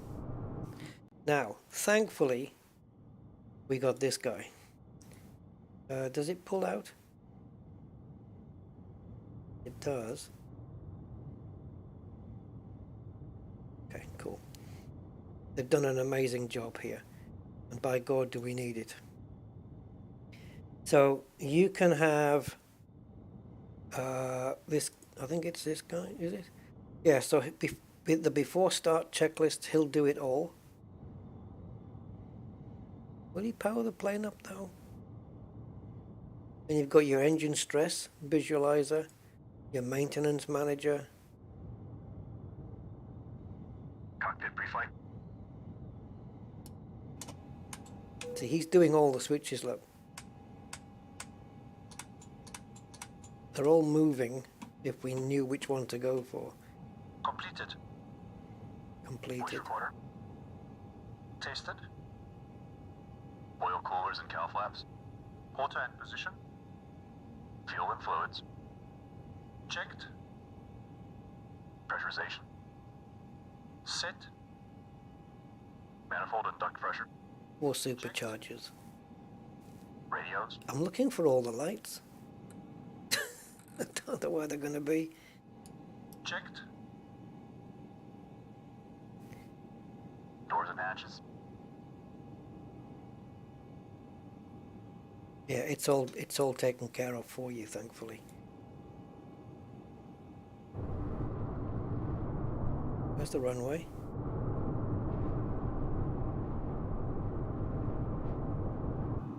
Gear pins. Still going through it. On board. Seat belts and pedals. Adjusted. Throttles. This must be locked. I can't move it. Set to idle. Propellers. Forward and 3.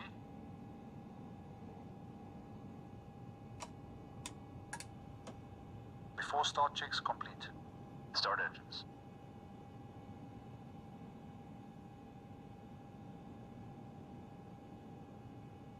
Start select and boost pumps. Off and off. Battery switch. Yeah, no. I think I'm supposed to start the engines. Can't he do that as well?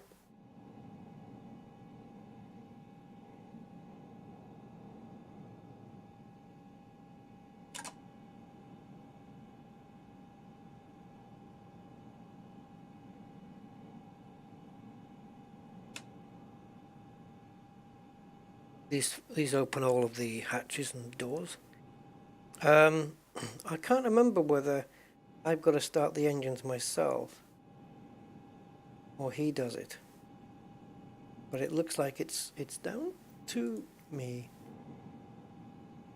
I don't think there's no checklist. I'm not going to go through it because I can't quite remember. I know it's all like magnetos and everything. I don't think it's a big deal to start this up. Do with knowing which screen to go to though. Yeah, okay.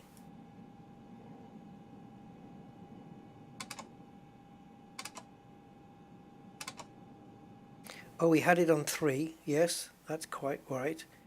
No, he's right, sorry. So engine 3 on, engine selector 3 on, and then it's prime, start. 3,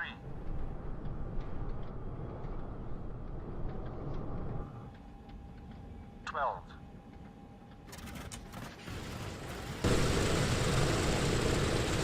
I think I missed it. It might, I don't know if it's going to kick off again. Okay, we're fine. Basically, when it gets to 9, you have to boost.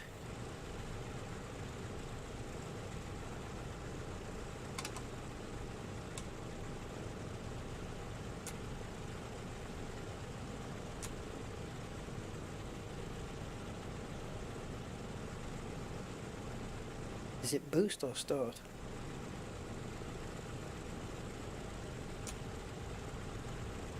Three, 6, 9, 12.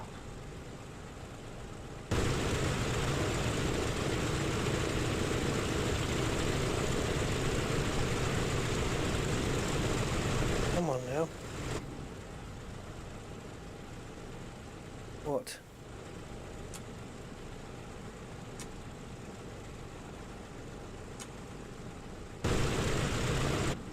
Okay, let's do that again. Wish it would stop zooming out. Prime. 3, 6, 9, 12.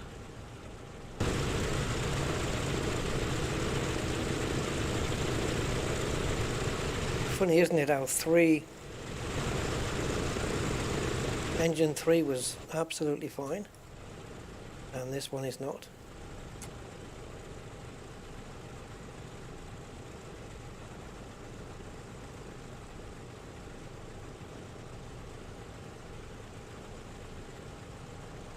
Okay, I know why. Plonker.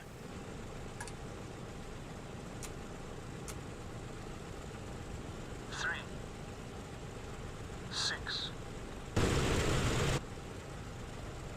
12.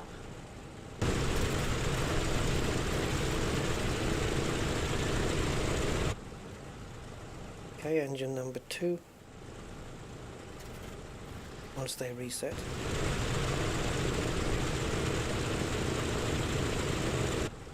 Okay, I think we're going to go for throttle here.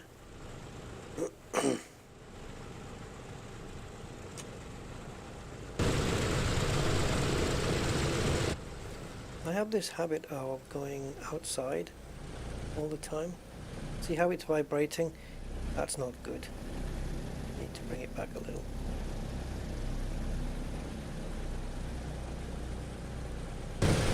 Oh fuck. I've got to get it to the panel that I want.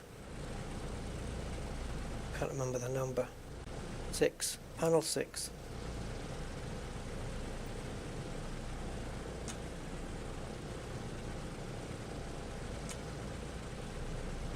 Three, 6, 9.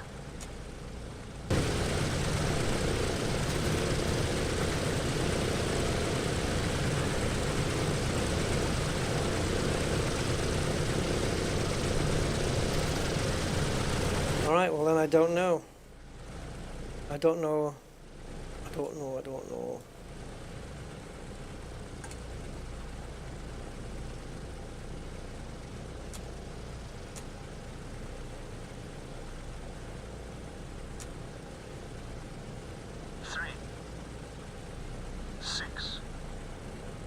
9, 12.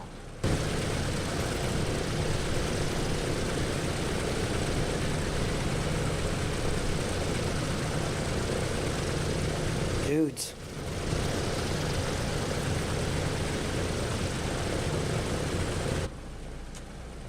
I've got everything set down here. I've got the booster pump for 4 on, alternate booster pumps, which I didn't even think I had to have on.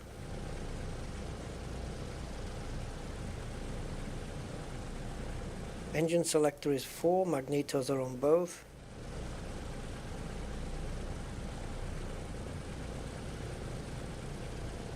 I'm probably missing something.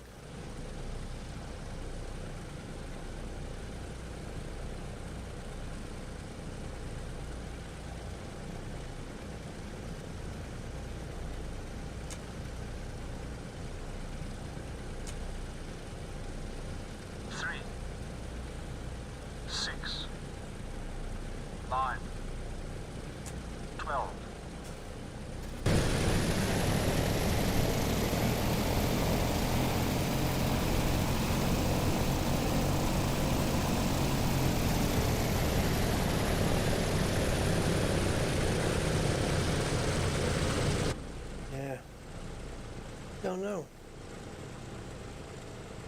I think what we'll do is we'll just have the plane be in the ready state, because otherwise I'm going to be here all day trying to remember what to do.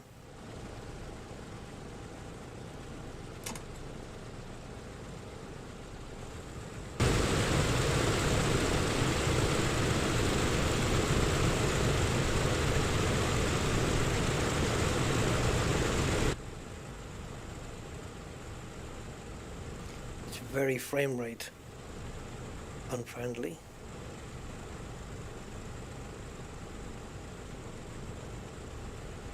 Oh, it could be that the booster pump needed to go into high instead of low. Yeah, it could have been that.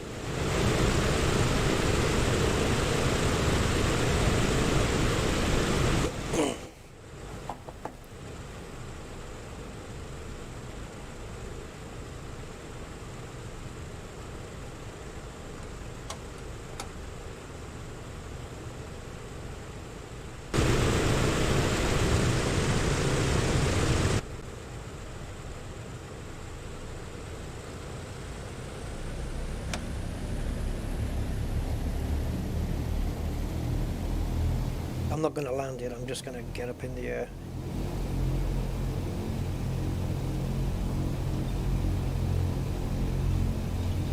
I have flown this. I do have videos on it. Successfully started it up. Engine for engine. It's just, it's been a while.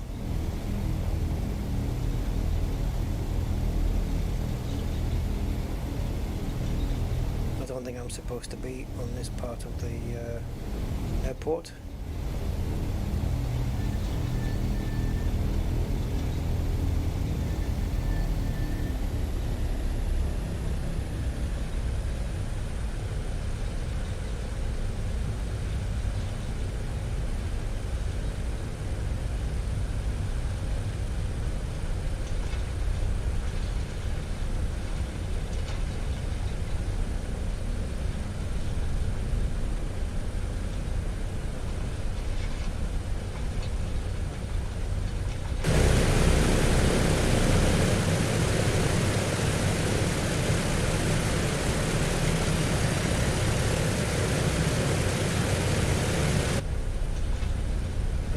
Jerking again like it did with the A310. Even the A310 is not fully optimized, it's still frame rate heavy. I noticed that yesterday.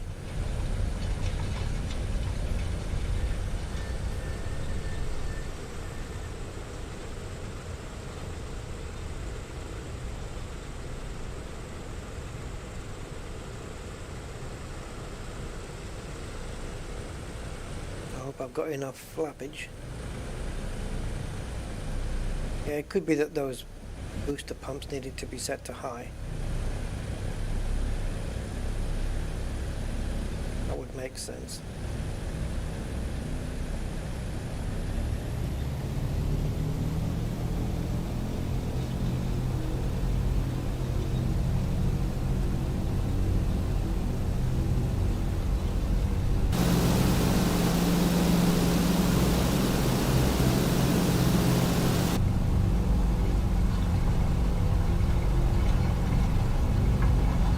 to go, but I'm pitching down at the moment. Okay, you can go now if you want.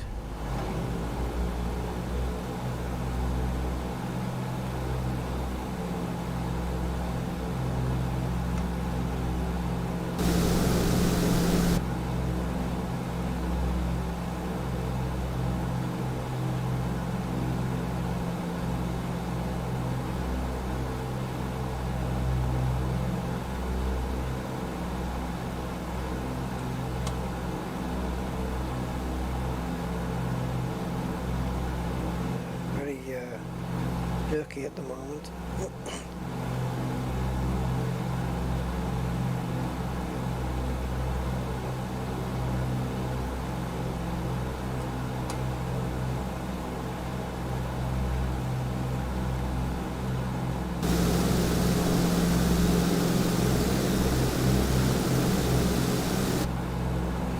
Wow, it's never been this bad. When I had my previous graphics card, it wasn't this bad.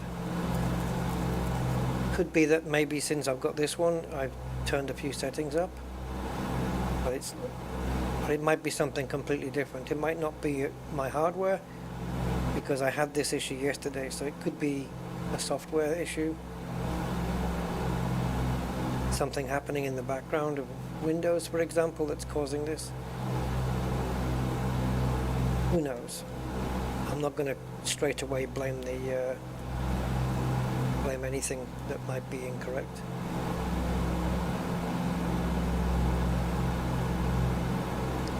As soon as you press the right mouse button, the nose of the plane dips. See?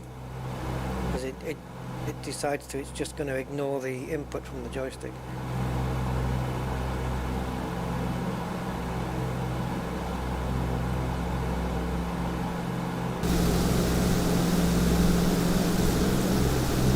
Whether that was a runway, but I don't think so.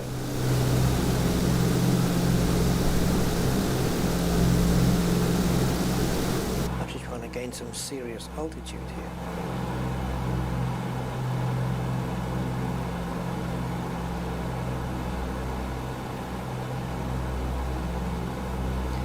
But as it's going to take forever and a day,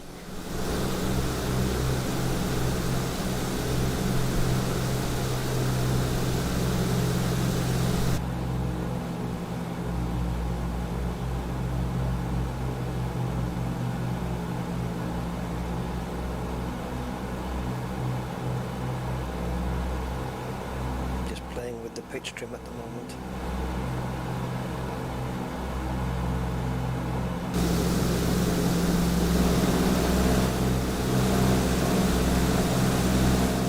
Yes, from the makers of the Boeing 737, the Douglas DC-6 by PMDG for that cloud cover. A monster of a plane though, and all these dials, obviously 4 of everything. Yeah, 4 sets of the same dials, obviously 1 for each engine. Same up here. You've got your main and your alternates.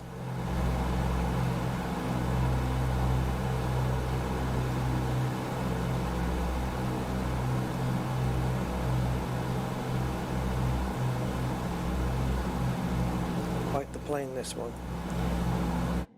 so I'm going to leave it there. The DC-6, very impressive aircraft. Okay, I'm going to do it. That's it, guys. Thank you very much for seeing me through my A310-300 flight, which I'm very happy about that it worked out. So I'll be doing some flights with that plane, I think,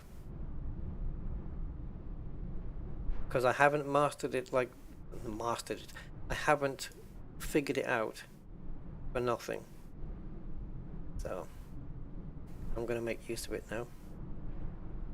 So guys, with that in mind, with that being said and all that stuff, I thank you, and we will be back probably with Elite Dangerous, because we need to get that off the ground as well.